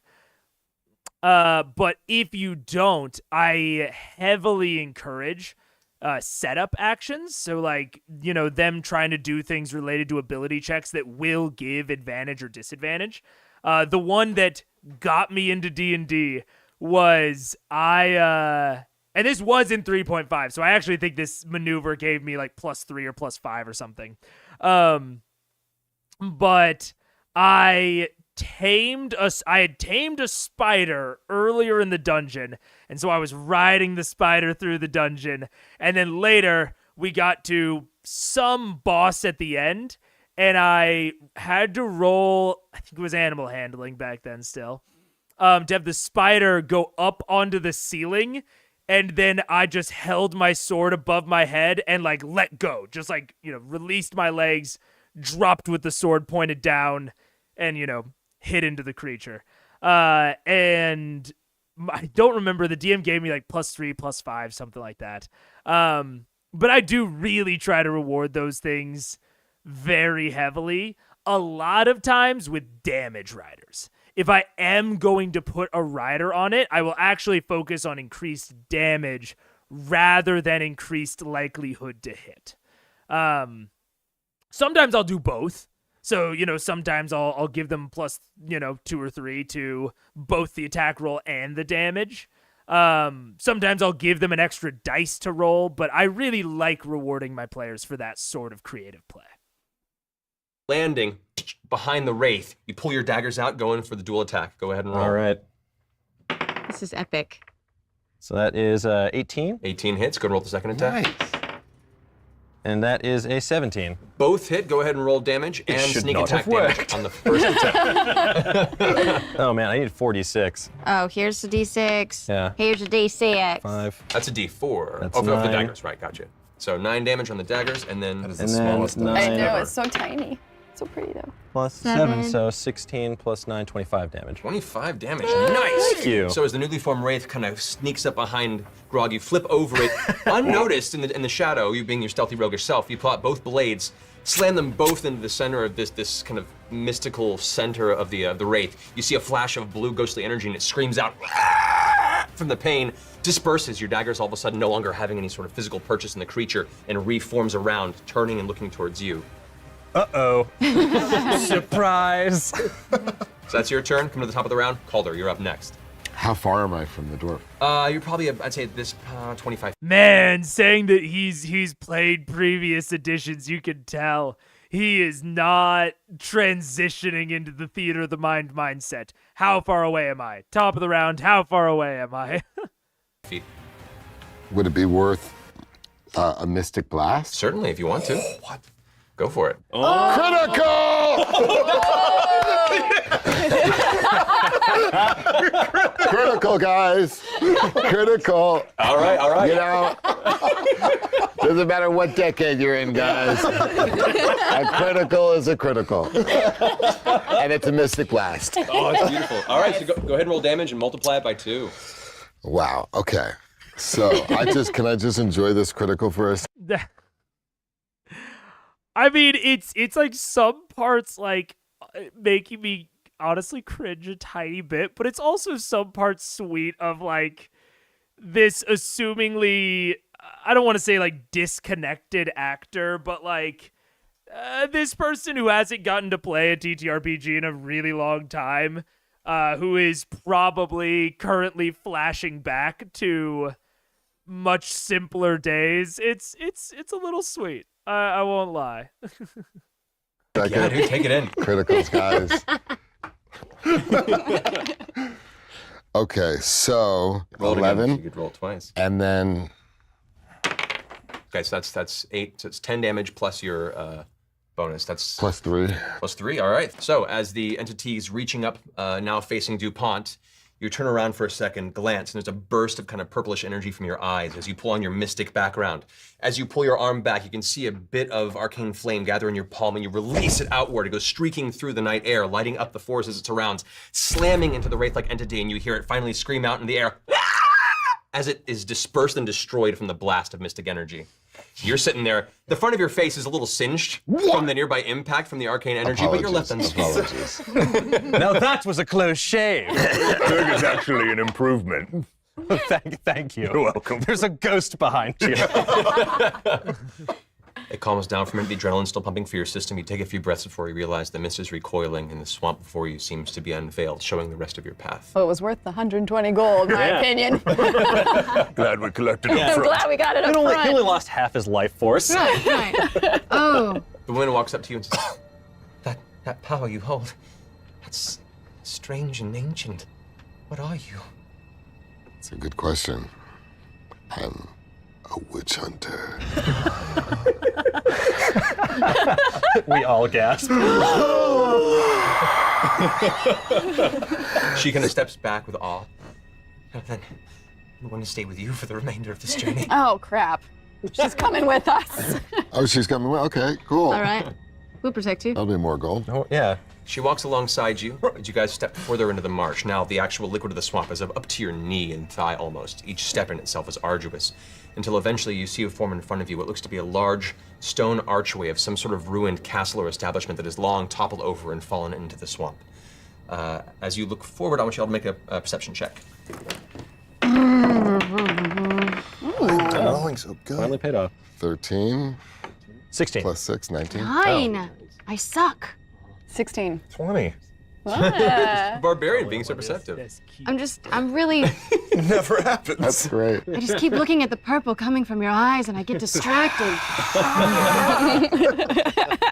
All right, so Calder, DuPont, and Grog, as you guys approach, you see in the center. This is a little bit of a tough one for me. Like this is I think it's really nice to make your players feel special, right? I think that that's really cool. But I really try to target my players feeling special because of what they do, not necessarily because of what they are. Now, that's not to say that like I'm against the like last of their kind type of plot beat. I've played a character that was very last of their kind-esque, or actually in that case it was first of their kind, Warforged. But I'm not against that, like as a plot beat. But when it's the like, what? Oh, that's what you are? Like, I would much rather elicit that sort of reaction based on them doing something interesting. So even something like the Mystic Flame, kind of cool. Like I'm much more into that being the shock and awe thing. Because otherwise I think we tend was it a warlock? No, it was an artificer warforged. It was an artificer warforged that was like very like shrimpy kind of exoskeleton type. That was then a battle master that was trying to recreate another one of himself, and built a big beefy warforged, or not warforged, but a big beefy companion in his pursuit of recreating himself. So one of my few non-warlock characters. But yeah, I really like to give my players really unique situations. So, like, if they have something that only they can do, I like to really heavily target that for them. I like to present them with situations that would have never succeeded if it weren't for them, and have everyone have that shock and awe moment. I think that I have at least observed, I think feels better than shock and awe at maybe a background choice or like a configuration choice. Like even background, like having everyone be shocked and awed at Keyleth's backstory was also, I think, way cooler than even something like this of just being like, what? You're a warlock? You're a witch hunter? You're one of the last wizards in the land? It's kind of whatever to me. I don't know, very, very passe. I don't like single decisions like that being so heavily weighted, honestly. Center of this ruin, elevated beyond the rest of the swamp water, there appears to be a large stone platform, a table, much like this, that seems to... It sounds like Colbert has a lot of fans. Okay, good to know. I don't know how soon that is on the horizon, but I'm sure the next time an extra stream comes up, it'll come up. I'm a witch hunter in theaters. Have on top of it a series of small trinkets and bone shards. It appears to have something of some sort of sacrificial nature to it. There is relatively fresh blood, meaning probably over the past 2 or 3 days. You can go and make an investigation check to truly ascertain the nature of how long it's been there. And +4. Okay, so what's the total on that? 11. 11. It's hard to really get the nature of how long it's been there. You gather it's been probably a few days. You can't tell if it's human or not. But regardless, as you approach the table, the moonlight seems to slowly wither, and the room goes very, very dark around you, to the point where it's pitch dark. I don't like it. I go into a rage. Already? Yeah, I don't like the dark. Should I light a torch? Yes. Yeah. Good idea. Yeah. So as you're all here lost in the have darkness, all of a sudden, DuPont, you light the torch. It bursts, but it seems like the darkness is constricting it. You're still getting light, but it's very low. Well, that's not good. Like the night air is trying to Can we strangle hear it. anything around us? Is there anybody's voices or? As you take a moment to take this in, the silence hits and you hear this whispering beginning to surround you, directionless. It has no real source, but it is enough to grow louder and louder to instill a lot of you with fear. Can I grab our tag-along and yell at her, where have you taken us? As you look for her, you do not see her around you. The darkness is too constrained at this point. You hear a voice come out from the darkness upon the other side of the ritual table you're standing at. We're all gonna die. How eager they are to walk on, unknowing they come to seat of their destiny. Another voice comes from behind. It's the voice of the young woman following you. An offering of outsider. Oh, I knew it! I knew it! Cleans the palate, the tastes to come. Shall we begin the next offering, dear sister? Yes, we shall. And the woman steps out of the darkness. Just to highlight this really, really fast. Talking about it, being a ritual, being a thing. He very quickly and easily foreshadowed it looks like a hag coven, a witch coven, with like one quick sentence that already put the players in a mind space where this isn't something crazy out of the blue that they never could have expected. They're all like, yes, oh my God, that is what's happening, which I think is an often better reaction to elicit. Her head turned to the side, and you see her form shimmer. And behind it, you see her flesh extend as her arms grow overly long, her form large and hunched, this disgusting-looking swamp hag-like vision. As she looks forward and cackles, a second one of the same type physical presence steps on the opposite side of the ritual table, surrounding you. Winch Hunter, it seems you've come to your final bout. What do you want to do? Ooh, I like this. Attack! As your sword now still filling with flame behind you, you trail, you rush towards the first hag immediately before you. Go ahead and make a round of attacks.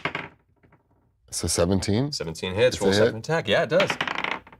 Dude, that's so funny to have the music crescendo and then just cut out once he starts attacking. I feel like it should be dun dun dun dun dun dun dun dun right now. I don't know, something.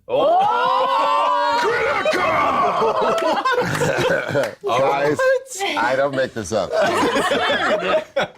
All right. I'm going to roll a couple of 20s. All right, go and It's roll. all 20s. Go and roll damage for the first attack. 7. So 12 points of damage as the first strike streaks across the front of the hag entity. She pulls back, the flames erupting from the wound in her chest. You can see black, brackish blood just begin to flow from the wound. And she looks at you right in her face, her crooked nose and evil, deep sunken yellow eyes. It'll take more than that, Calder. Roll damage for the second strike. For the critical? Yeah. Ooh. There we go. Double that, both dice. Yeah, so that would be 26 plus... 3. Plus 3. Okay, so 29 points of damage. How do you want to do this? This is your finishing blow on this one, Hag. Describe how you want to do this death blow. Oh my God. This death blow is just so delicious. Can I throw a little spin in it? That's what I'm saying. Yeah, go ahead and describe it. How do you want the death blow to be? Oh, guys, stand back. This is gonna get really... I have to throw a spin on it because that's what Calder would do. Yeah. And so I go, my first one is a beautiful swipe. And as I spin, I reposition my sword and lunge deep into the heart. The second strike now cuts through the front of the torso. You can see the ribcage exposed as her upper body is having a whole time keeping it. Again, so adorable. Like him being like, can I get crazy with it? And then he's like, I stab her in the heart. It's kind of cute. I don't know. I like part of me like wants to cringe, but also part of me is like, oh, it's like kind of wholesome. Like he's just enjoying himself so much. His physical form. Strange spirits begin to streak out of her chest, screaming. She reels back. Calder. Reaching forward on the blade as you're brought the hilt up into the first one you set, you can feel that kind of cold crimson spill over the front of your hand. Beautiful. As her face is in yours, you can see the eyes twitching as life begins to leave her form. There are more. They will find you. Silence. As you push in, her breath escapes the throat. Her eyes fall back and the body falls limp against your grasp. You draw the blade out, flicking blood off, some of it onto the headmistress and Grog standing behind you. Apologies. The other hag, who had just revealed, turns and goes, Another time, then. backs out, seemingly very frightened by the fact that you just instantaneously just... Bro, because what did we say? He had 20 minutes, so we're already at 27, so I guess he's he's well over his time. So funny to cut it short like that. I mean, intelligent enemies. I won't. Her sister run. disappears in the darkness. The moonlight creeps in again as the shadow that seemed to have consumed the vicinity seems to fade. You're now left amongst these cold ruins.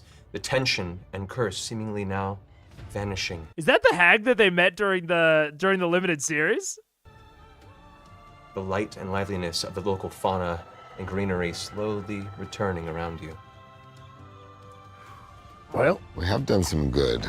And we got Good thing paid you up got front. the money up And we got front, some yes. money. You always ask for it up front, guys. Always ask for it up front. I never liked the old woman. I'm just I know. I knew we were walking. Oh, well. As your merry band of mercenaries head back towards... Yeah, exactly, Hans. I mean, it's not... I almost don't even want to say the word cringe, because that's not the right phrase that I'm looking for, but it's almost like... I don't know, like, kind of sad? Like, I doubt that there's really an opportunity for Vin Diesel, the acclaimed and... I don't know if he's won Emmys.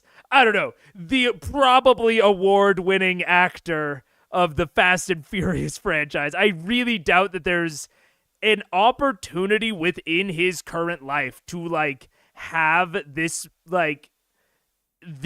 pure and basic of fun. I don't know. Like, so, like, in some way, I'm like, wow, that's kind of sad. But also, it's, like, nice to see him just, like, have some fun. I don't know. Yeah, it's very weird. It's very, very interesting. The city of Braunbog, you are greeted by the remainder of the partially insane but very, very grateful survivors of this recent curse. They managed to come out to you. The rest of the money they'd collected amounts to about 320 gold pieces, as well as a handful of currently unidentified magical artifacts that you currently keep at your side for future identification. Gimme. That's for you guys to decide. As you step out of the bog with a sense of accomplishment, the five of you look on to consider, one, where your next venture will be, and two, where this other hag may be wandering off to, possibly set another trap and gain vengeance for the death of her sister. Wow. Honestly? Oh, wait, I'm going to finish it really quick. We have, like, literally less than a minute. I'm going to finish it. And that, my friends, concludes our adventure for today. Yeah! As Calder and his band of mercenaries left the small, saved, cleansed village of Braunbog, they went out into the night air. What adventures did this world hold in store?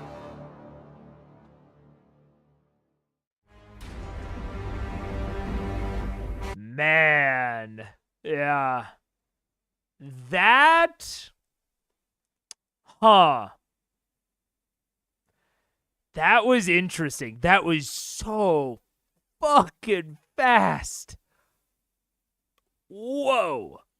And honestly, I legitimately think if he had made the very small modifications that I talked about to the Wraith fight, I think that could have been, like, really solid. Very, very impressive. Again, like, moment-to-moment DMing. Very impressive, moment-to-moment. And given the planning, I wanna watch the video where he talks about this planning. I'm gonna pull it up. But given what we know of that planning, makes that a very solid adventure. Let's see. Okay. Oh wow, this is okay. So this is a subset from 443 to 1216. Got it. Okay. Let's see. Boom. Okay. Probably have time to watch that link. Yeah. I think so. Because it's 7:14, and I mean it would be nice for me to get to the thing early. I originally told them I was going to get there late, so that'd be cool. But also we're well ahead. I think legitimately the 5-minute timer is really helping me stay concise. Did Vin Diesel actually roll to nationals? Yeah. Yes! Which let me tell you. I didn't believe it. I was like, no, he didn't. Dude, okay, you have to, I'm gonna give you a little preface here of the pressure that was mounting on this circumstance. I get a call 3 days before filming this thing, from Dan Casey, there it is. Hey Matt, so we want to have you, if you're available, DM for Vin Diesel on Monday. I'm like, yeah.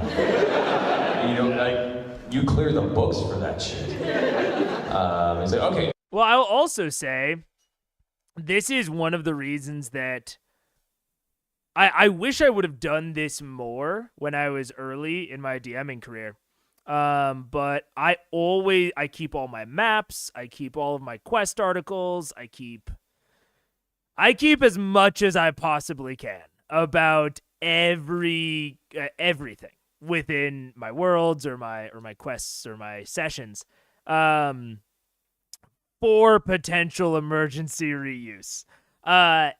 And it's one of the reasons that I also really like my map abstraction notation that I've showed off, is because one of the things I will do with it is a map that went really, really well. So like if I ran it and I think it went well, I think it, the pacing was nice, the players liked it a lot, I will really like make a point to save that layout as its own kind of file.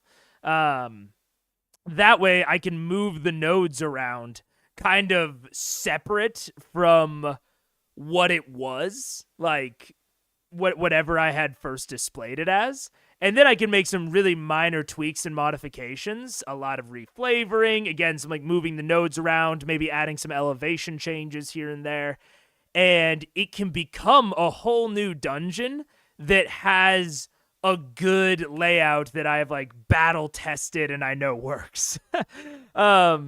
So I will, and actually one of my players asked me the other day, like, oh, how do you like come up with your layouts? Is it all improv? And sometimes it is. Like sometimes I just pull on layouts that I've seen in real life. My mom is a real estate agent. I've seen a lot of houses. Seen a lot of layouts. But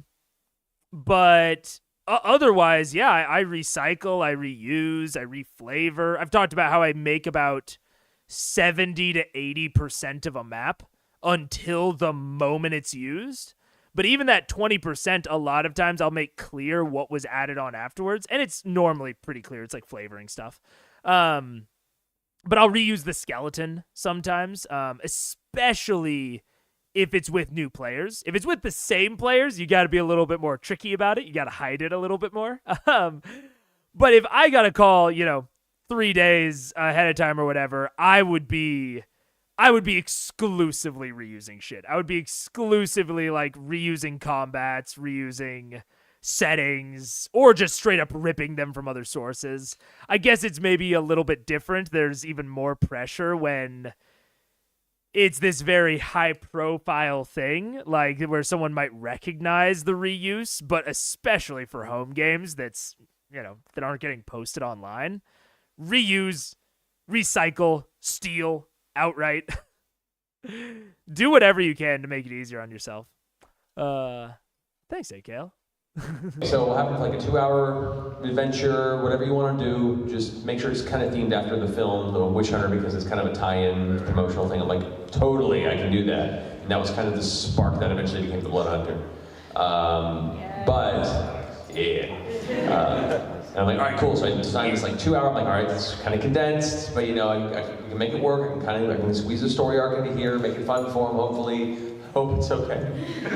Then the day before, I get a call again, like, hey, so we got word back from Vin Diesel's manager. Looks like we're only gonna have an hour with him.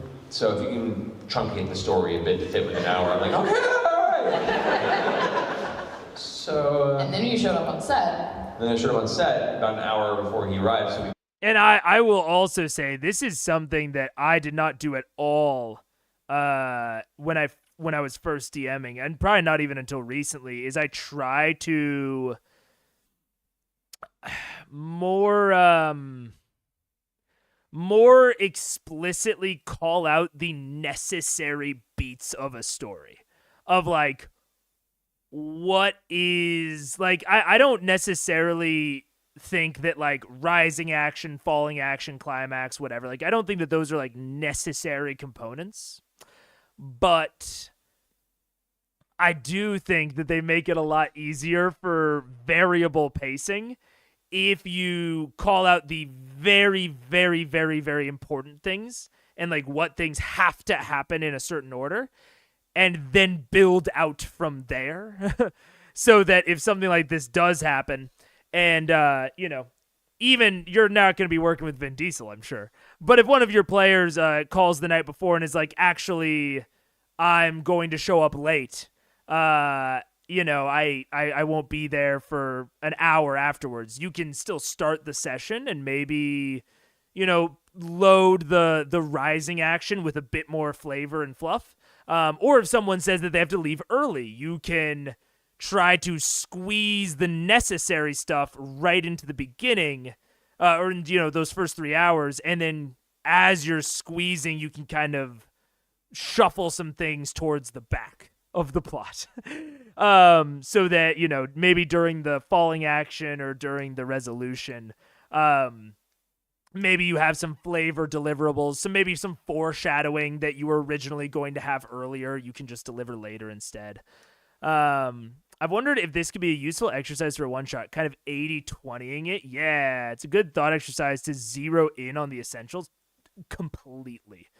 It's one of the things that I have found so creatively satisfying and challenging about Blades in the Dark, is that when the book talks about like giving opportunities, giving quests, developing scores, they make it very clear that it's like you should, for any given opportunity, for any given score, you should develop the client or the target. You should develop the type of work that it's going to be. So like assassination, burglary, general skullduggery, whatever.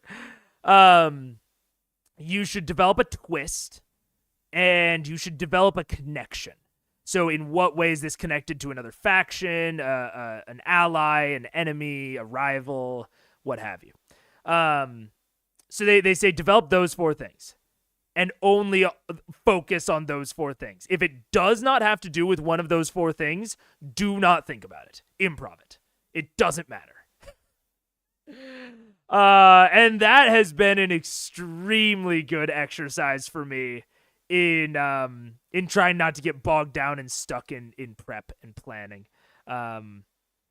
So yeah, but I think, even in terms of something like a one-shot or something like a plot arc, trying to squeeze it down as tight as you can get it and then letting it breathe back out, start adding in some details afterwards, but almost maybe in layers of like, okay, this is level 1. This is the absolute base shit that has to be there. There's a curse. They travel to the source of the curse. They defeat the source of the curse. Those are kind of the 3 essential plot points. And they did all of those in this and basically nothing else. And then you can start fluffing out like a level 2 of like, we're adding, okay, like 1 part to each of those. Fluff it out a little bit. Level 3, fluff those out a little bit. So yeah, it's very, but oh man, I feel for Matt. I very much feel for him. Set up the thing and get everything ready. Like, hey, so he's actually only going to be for about 20 minutes or so. Can you truncate about 20 minutes? I'm like, because they were like, well, we have them for an hour, so we need like 10 minutes to get them just through hair and makeup really fast. Hair? Like, yeah.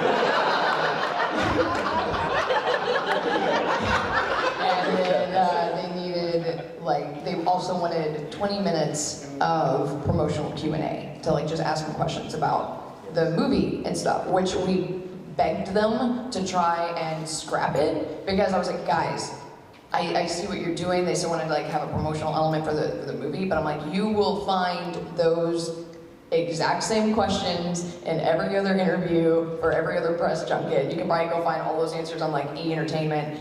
Yeah, I mean, I 1,000% agree with Marisha here. I think it is one of the core challenges of interviewing is to have unique questions. And I mean, not to be rude, but I kind of doubt that Geek and Sundry were the ones that were going to have the super deep dive unique questions about the Witch Hunter. I don't know.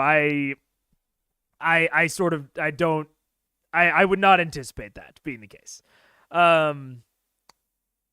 And I think that you would find so much significantly better marketing in return if you just have Vin Diesel playing more D&D and getting to show off the witch hunter class more, getting to show off this character more within an interactive environment. I mean, here we see the budding creative director in Marisha. Dude, I'm completely on the same page as her. That's yeah, what a crazy terrible decision. Which I understand though. I understand, especially if you're Geek and Sundry and this is what, 2016, 2015 probably. I wonder how long after this. I mean, maybe it was the same year, maybe it was 2017, but 2017 minus somewhere back. I think a lot of these internet companies were still really craving legitimacy. I think a lot still do. And so I think a lot of them were like, we need to do the things that the legitimate media does in order to like be taken seriously. Like, we're still going to do our internet thing, but then we're also going to do this more mainstream media thing because that will make us seem legitimate. And I think that we've kind of gotten to an era of internet in some aspects. In some aspects, I don't think we have. That has gotten rid of that a lot. D&Diesel was the 2015. Okay, yeah. So even more back then. So but it's hard for me to like look at that and be like, damn, they saw the success of Critical Role, and they were like, they saw the success of like not doing those like weird cringy like or not cringy but like those more mainstream Q&As and just having these famous celebrities play a game and be real people. And maybe they just didn't understand like what the factors were. Like it's probably easier in hindsight for us to analyze that. But yeah, I don't know. Yeah. I mean, this is all a very long-winded way of me saying I fucking agree with Marisha. Like, why don't we just play D&D for an hour? So yeah, they ended up cutting it down to like 20, 30 minutes. Yeah. But it was still amazing. I squeezed it to about 25 and 30, and they were like, no! You can't have it! Vin is mine! So on top of that pressure, what happens if Vin Diesel, who hasn't played D&D in a little bit, shows up and rolls poorly? Yeah. Like 1, 2, 4.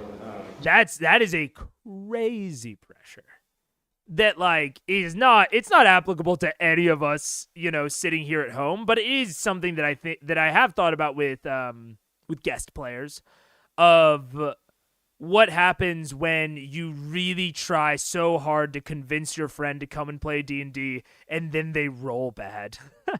One thing I have done to mitigate that is I've recommended the new player take Lucky, which is normally banned at my table.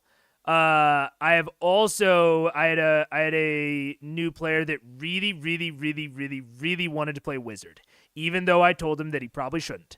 He really wanted to play Wizard, and so I said, okay, if you're going to play Wizard, play Divination Wizard. Please.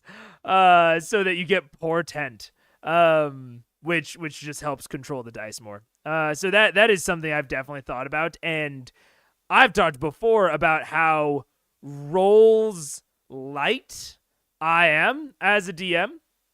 Like how I really try to minimize rolling. I try to minimize it even more during sessions with guest players, and I try to minimize it even more for those actual players.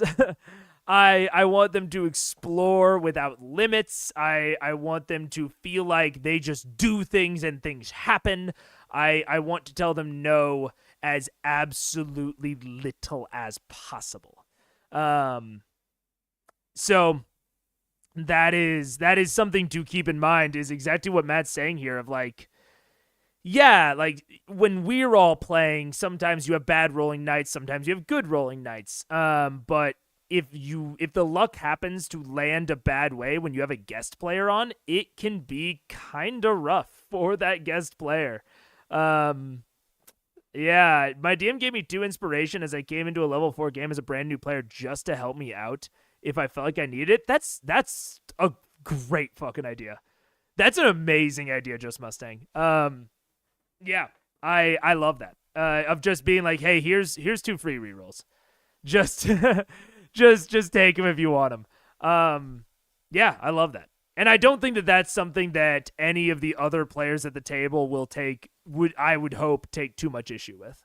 Yeah, I'm like if he just biffs it, this is going to be the worst experience of my entire career, but I have no control over that, and he's here, we're ready to go, yay! Well, plus on top of that, they kept telling like Laura and Travis and Jobot and like the other people who were in that being like, okay, Vin is the star here, you know, so just really kind of let him be the hero in the campaign, let him do it, so let him kind of be the leader. So he was like, so Matt gets started and he's like, what do you guys want to do? And you just see all of their faces go to Vin, and Vin is like, yeah, which, I mean, I said it during. I think that Matt did a great job of picking that up, of kind of holding Vin's hand through it. But they definitely needed more meetings to talk about that, of like, what does letting the guest player be the star even look like in D&D? Because it's not normally built into the game. I haven't played in 15 years, so there was like a good solid like couple minutes there at the top where everyone was like, you talk, not me. Yeah, he started off a little, you know, just like, oh, probably pretty baked, and pretty sure he was, and good on him. And just kind of like uncomfortable at first because he just was thrown into this chaos, and he just took him a little bit to kind of get going. But as you watch like the video, once he finally clicks back in, especially after that first critical, which the minute he rolled the natural 20, there was such a weight off my shoulders at that point. Like all the tension had been building and building, and what could have been the biggest like just face plant I've ever made, just went away.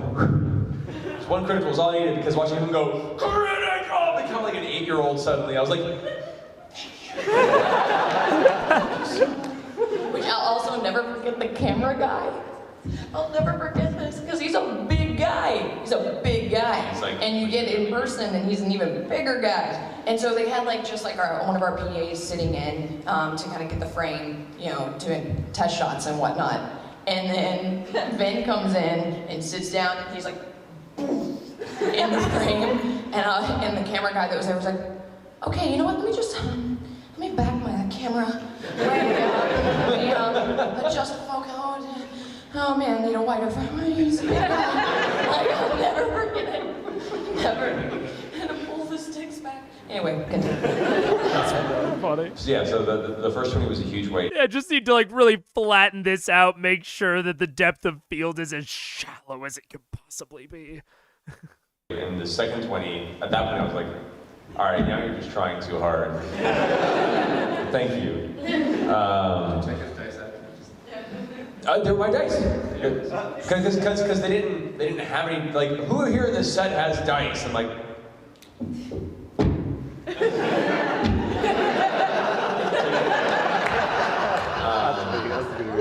so yeah, they were my dice, which then I'm like, I'm holding you D20. They're my friend now. So I was so excited that happened, because he was supposed to be the hero, but like the hero was also starting off with trepidation. So it was like those are the moments that he needed to kind of get into it and feel good and like, yeah, I'm the master. Show enough, you know, great. I will say, a person of Vin Diesel's international stardom and success as an actor, there is like a 98% chance when you meet them in person that they're going to be a complete asshole. And so I was trying very hard to just keep my reservations and not judge, like just hope for the best. And me and him got a good like 5-6 minutes of one-on-one, just prepping for the game and just chatting, getting to know each other a little bit. He's one of the nicest and coolest dudes I've met, and I was so happy to find that out. Once again, being baked probably helped. But no, he like legitimately was just down to earth, all smiles, excited to play, and just wanted to refresh on the rules. And then he was No, is it? Okay. Okay, I'm actually seeing excellent connection on my end. God, that's so scary. Okay, hopefully, so, yeah, I'm seeing excellent connection, John. So hopefully it's not dying for anyone else. God, I will be so sad if it is. I will be so upset. I'm not seeing any comments. Not for me. Okay. Whew. I was okay. Okay. I mean, not okay that it's happening for you, John. I'm very sorry, but I was like, fuck, OBS is dying again. So that's good to know. Like, okay, I know, I'm in class, right? No, I remember that. Okay, and he got into it, and we had a conversation about his background in theater and how he started playing D&D originally, and yeah, I became a fan. Like, I was a fan already from like Pitch Black. I wasn't much of the XXX games or Fast and Furious, except for maybe 3, because that was ridiculous. You shut your mouth about Fast and Furious. I didn't say I didn't like them. I just said that I've come to enjoy them. Those are the best more. guilty pleasures. I agree, but it wasn't until I really met him that I had to go back and be like, all right, I'll rewatch all of them. Which, for the record, if you guys have the opportunity to complete tangent, there's Universal Studios Fast and the Furious ride, and on YouTube, some people have hidden cameras in to show you the 3D experience if you haven't done it.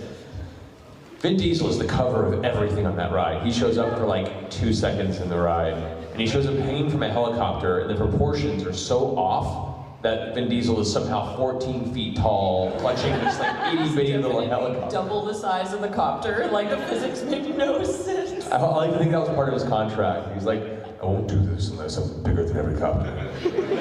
Like, sure, Vin. Whatever. Anyway, tangent over.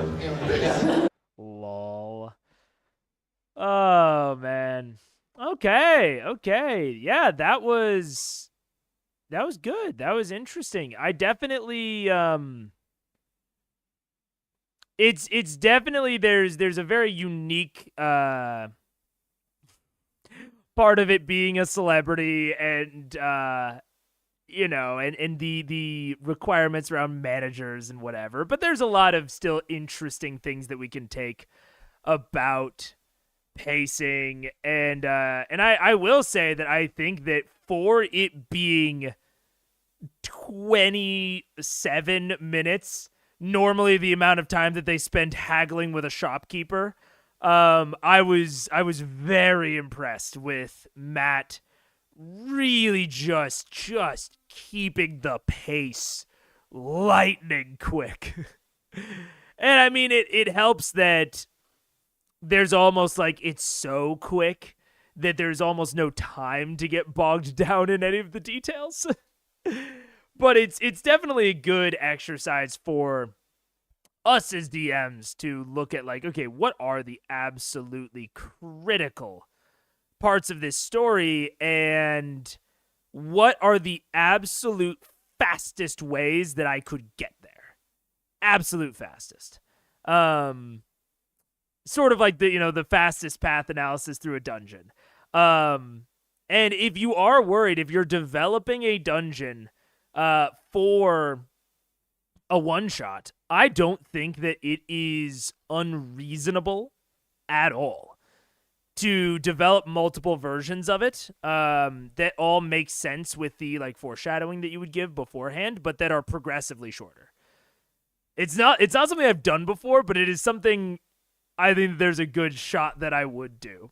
If I was even making a dungeon in the first place. I don't know. That showed me that I think that going more hard and explicit theater of the mind might be one of the best ways to keep the pace up during a one shot. Now, it might not be whatever every player's into, so I'll still need to practice for those more war gamey type characters or type players. Very interesting, very interesting. I look forward to eventually getting to more one shots, partly because we'll get to compare and contrast how the other cast members run their games with varying levels of experience. Yeah. I mean, it is. I'm very, very happy and glad for the Critical Role campaign and watch through. I think having those like consistent points of reference is really good for talking about really huge concepts and like adding examples of big concepts to the vault, that you can like go and compare and contrast to. But it will also be very cool going into the future of being able to see people do more different stuff. And it might be something that I look into of, like, obviously there are the like the Brennan Lee Mulligan, like Exu, not Calamity. Is it Exu Calamity? That, like, everyone swears up and down I need to watch, and I believe them. But beyond that, I might try and look for, I know that no one in here is a huge, like, D20 head, at least to the level that we have some critters in here. But I might try to look up some, like, Dimension 20 one-shots, because I'm not as worried about the timeline on that one. I'm much, much more concerned about the timeline on Critical Role. So I might try to go and look up some one-shots that we can maybe occasionally do on, like, a weekend, like on a Saturday, of just like, hey, let's boot up a Roll 20, or not Roll 20, a Dimension 20 one-shot or something. Because I don't want to watch a whole other show. Like, I don't want to start a whole other show, but I would love to watch some other one-shots, especially ones that, you know, I don't need to wait for, like, that can't get, like, that don't involve, like, spoilers for Critical Role. Yeah, Exu Calamity. Okay. Ideally, I would love to be able to watch 10 groups run the same module for science. Dude, I obviously I'm not going to leak it cuz it's not even my idea, but I have talked to a creator that has talked about doing that. Has talked about writing a one-shot and then getting, like, 10, or I think that, you know, they were going to, like, ridiculous numbers, like 100, 1,000. Kind of like those Minecraft channels that will be like, I put 1,000 players in, like, an archipelago map to see what would happen. I got kind of almost that style of, like, I wrote a one-shot and then sent 1,000 groups through it. Like, how did they do? I also think that would be really, really cool. But D20 doesn't do one-shots. Oh. The cast has been in various one-shots by other people. Interesting.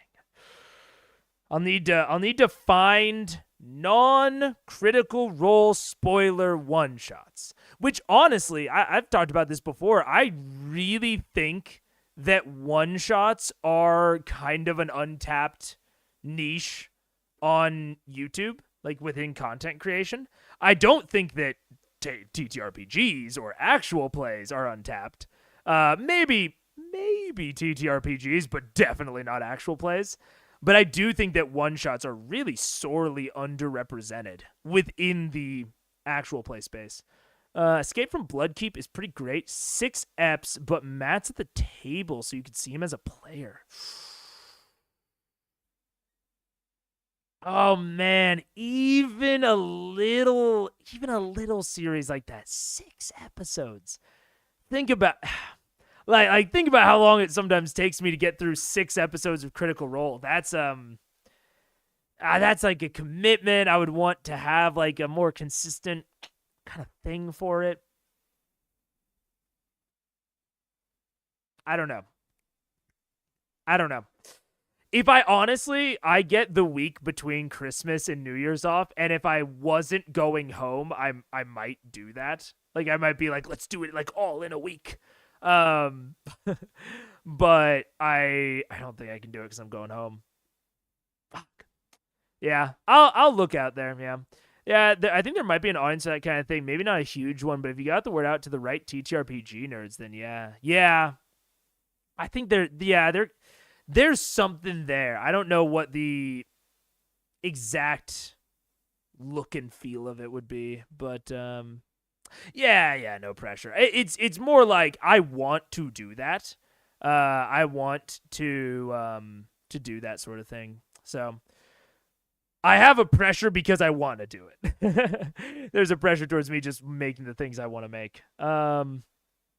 Okay, well, I mean, that's sort of, I don't think that I want to get into anything else, and it would be better if I could honestly leave early, so I might look towards closing it out, but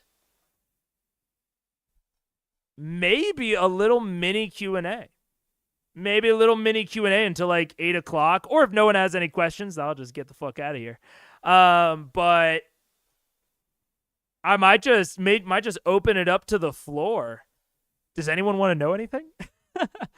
I know I did not prepare any of you for any of this, but does anyone have any general questions about me and DMing, D&D, TTRPGs, whatever?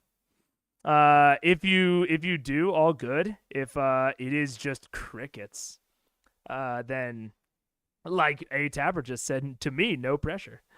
I'm gonna send in the "Are you live?" because I think more people might be behind. I wonder if there's a lack of one-shots is partly due to people dreaming of being the next big actual play. I think that there's a piece of that. I think that one-shots do not have the staying power. I think that they're really interesting for an existing channel or a channel that does other things, or an existing one-shot, but I don't think that people are like, let's get off the ground doing one-shots. I'm curious about what your viewing stats are looking like recently. I think I can show you. I don't think there's anything wrong with that. And I don't care. So let's see, analytics. I'll just show the big graphs. I won't go into any, crazy details. This is kind of that. Yeah, so I mean, this is over the last 28 days, but if we like zoom out to, like beginning of channel, this is when I was posting a lot of shorts, which I don't post anymore, but the shorts did really well. But watch time is the exact opposite. This was like one of my first streams right here. And then it's just been kind of, so short answer's good. I haven't been paying as much attention to the metrics lately, mostly because the main metric I pay attention to is concurrent viewers on the stream, which has been going up, which is cool. And like Discord membership. Cause I'm really focused on building a cool community of folks. That's my big main focus, and that has been going up, and I'm really, really happy with that. And I'm enjoying what I'm doing. There are things that I could do that would probably net me more subscribers and views, but I wouldn't be as into them, and I don't think that they would build like people that are really into the content in the community. But also there are things that I will be really into that will probably also be big bumps. But I'm definitely not going to leak those, but those are on the horizon, and I'm very excited about them and very into them, but they're just a lot of work. I think having a campaign just also gets people to come back and follow along. Yeah. I think my sort of like, oh man, no one's like serving that niche are like existing YouTube channels. Like I really feel like Ginny D should do more one-shots, or like XP to level 3. Dungeon dudes have Drakenheim, so they don't really need it. But like those sorts of channels should do more public one-shots of like they're D&D related. They already have that like kind of core audience. I think that one-shots could really not like blow them up necessarily, but could be really cool content for them. I'm way more likely to check out a one-shot or mini-series these days because I know there's so little chance I can commit to yet another full campaign actual play. Yeah. Which I think that's like kind of part of it is we've kind of reached saturation of actual plays. So now it's like if you want to post content playing D&D, you either have to do a crazy innovation, you have to already be established, and continue doing your other stuff. Because like that's like the Dungeon Dudes. The Dungeon Dudes were already established, then they started Drakenheim, but they still do their existing like catalog of videos, which is really hard. That's a ton of work. That's a shitload of work. So I think that like a lot of people wash out of that. So yeah, but I think that a lot of the existing big channels could do one-shots and have some success. Maybe a West Marches thing would be a good middle ground. Maybe. I think West Marches are hard to...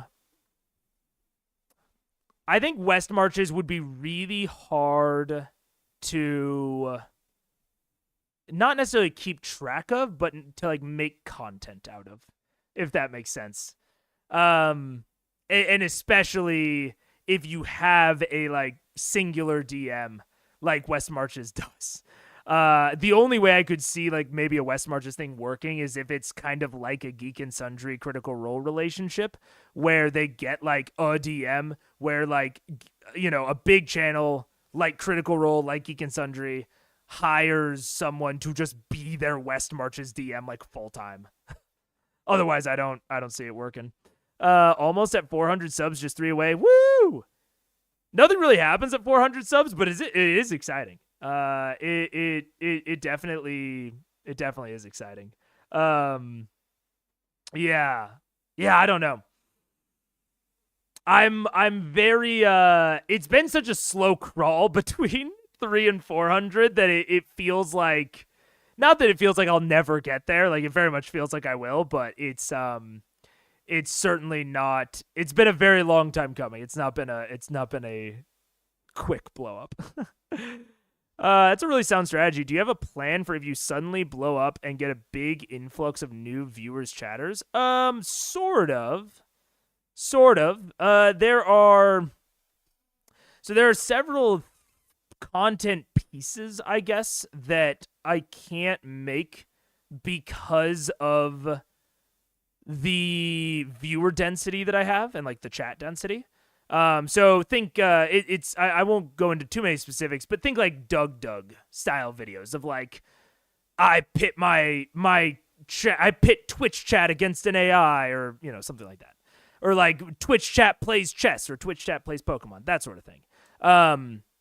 That sort of thing I just couldn't do at my current level, and I have several ideas like that. So that'd be like short term is like, oh, it would unlock the possibility for those types of content. Beyond that though, like there's no way I could go part-time at my job. I will have to be full-time, and even if I were to blow up, I don't think I would blow up to the point that I could live off of the income. Like, just straight up. I really doubt I'm going to go to that level off of basically anything I do. I don't think anything I do will have, like, the mass appeal to do that. So I will be just heartily surprised if that happened one day. And I would flounder. But if I were to say like go up to like 1,000 or 2,000 or something like that, I have a plan to stream more and to start paying Eden so that Eden can hopefully and ideally just do not live off of like the income that I give him, because again that's so much further away, and I also give pay because he does work. But my general plan is to keep making similar content. If I get to the point where I can make money, pay Eden, and then by paying Eden, hopefully have better content. That's the really small plan that I can say without giving too many leaks. I used to watch a West Marches actual play a long time ago. Definitely a different format, but it worked. Yeah. I mean, I should say I could see it working. The problem is I don't really think that new actual plays can be successful. Maybe I'm cynical on it, but I don't think that like from the ground, from 0 subscribers, you can like have success playing an actual play. And I think that West Marches is a shitload of work to add on to an existing channel's repertoire. So I just don't know if it's like feasible or like realistic. Can YouTube chat escape the dungeon dragon? I mean, not far off, Mr. Dad. Not far off. Floundering sounds like a sound plan to me. I mean, dude, I literally like... I do not have, I cannot picture what I would do if suddenly I was thrust into the position of being able to support myself off of YouTube income, like very suddenly. Like I can't picture what I would do other than just like start making more. Like I'd quit my job and make and like do full time, but like, and like, to be clear, I have enough ideas to go full time. I am not lacking for ways to spend the hours. I just don't picture it happening. It can, it totally can, but yeah, I am in the, not necessarily unfortunate, but the sort of position where like I have a full-time job, which is awesome and amazing, but it's like I have a budget.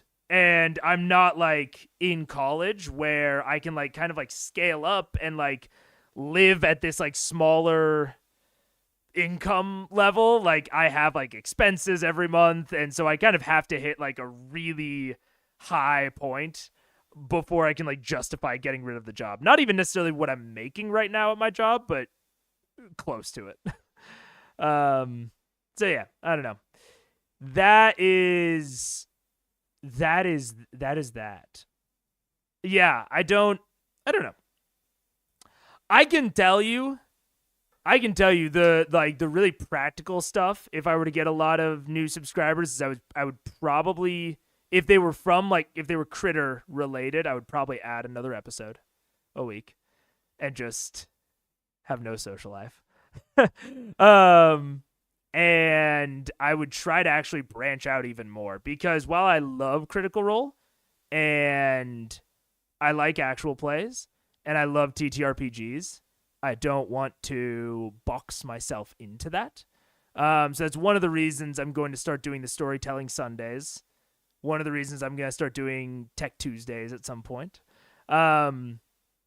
is so that there is other stuff. It's also the reason I do lunch clubs and like Baldur's Gate 3. Like I don't want to lock myself into something even if I really like doing it. Because I know that someday I might not. You would still have a social life with us. That's true. That is very accurate. Paige needs me. Yeah, man. I gotta be with the wife. I'm married. It is a legitimate thing of like, I understand why a lot of people that get really successful streaming don't have significant others when they start. Because like the amount of time that I want to dedicate to Paige, I don't want to say it's like, you know, it's not like I can't do it with content. It's just like, you know, it's pies out of the day. So I just haven't been sleeping a lot. But it's because like I love doing content. I love hanging out with Paige. I just don't really see other friends a lot. I don't know. But it's hard because I'm so passionate about it. And like that, it feels like weird and cringe to say of like, I just fucking love doing it. And that's also why like I don't have like a huge, I don't know, like plan or fantasy around like going full time, because I have so solidly sunk into the belief and idea that like I'm not doing this for the money, for the fame, whatever. Like I'm doing it because I love it. And if all of that happened someday, it'd be awesome. But right now it's just like balancing like the passion that I have for it with like the reality of how much time it takes up. So yeah, I don't know. That was let's get parasocial up in here. Fuck yeah.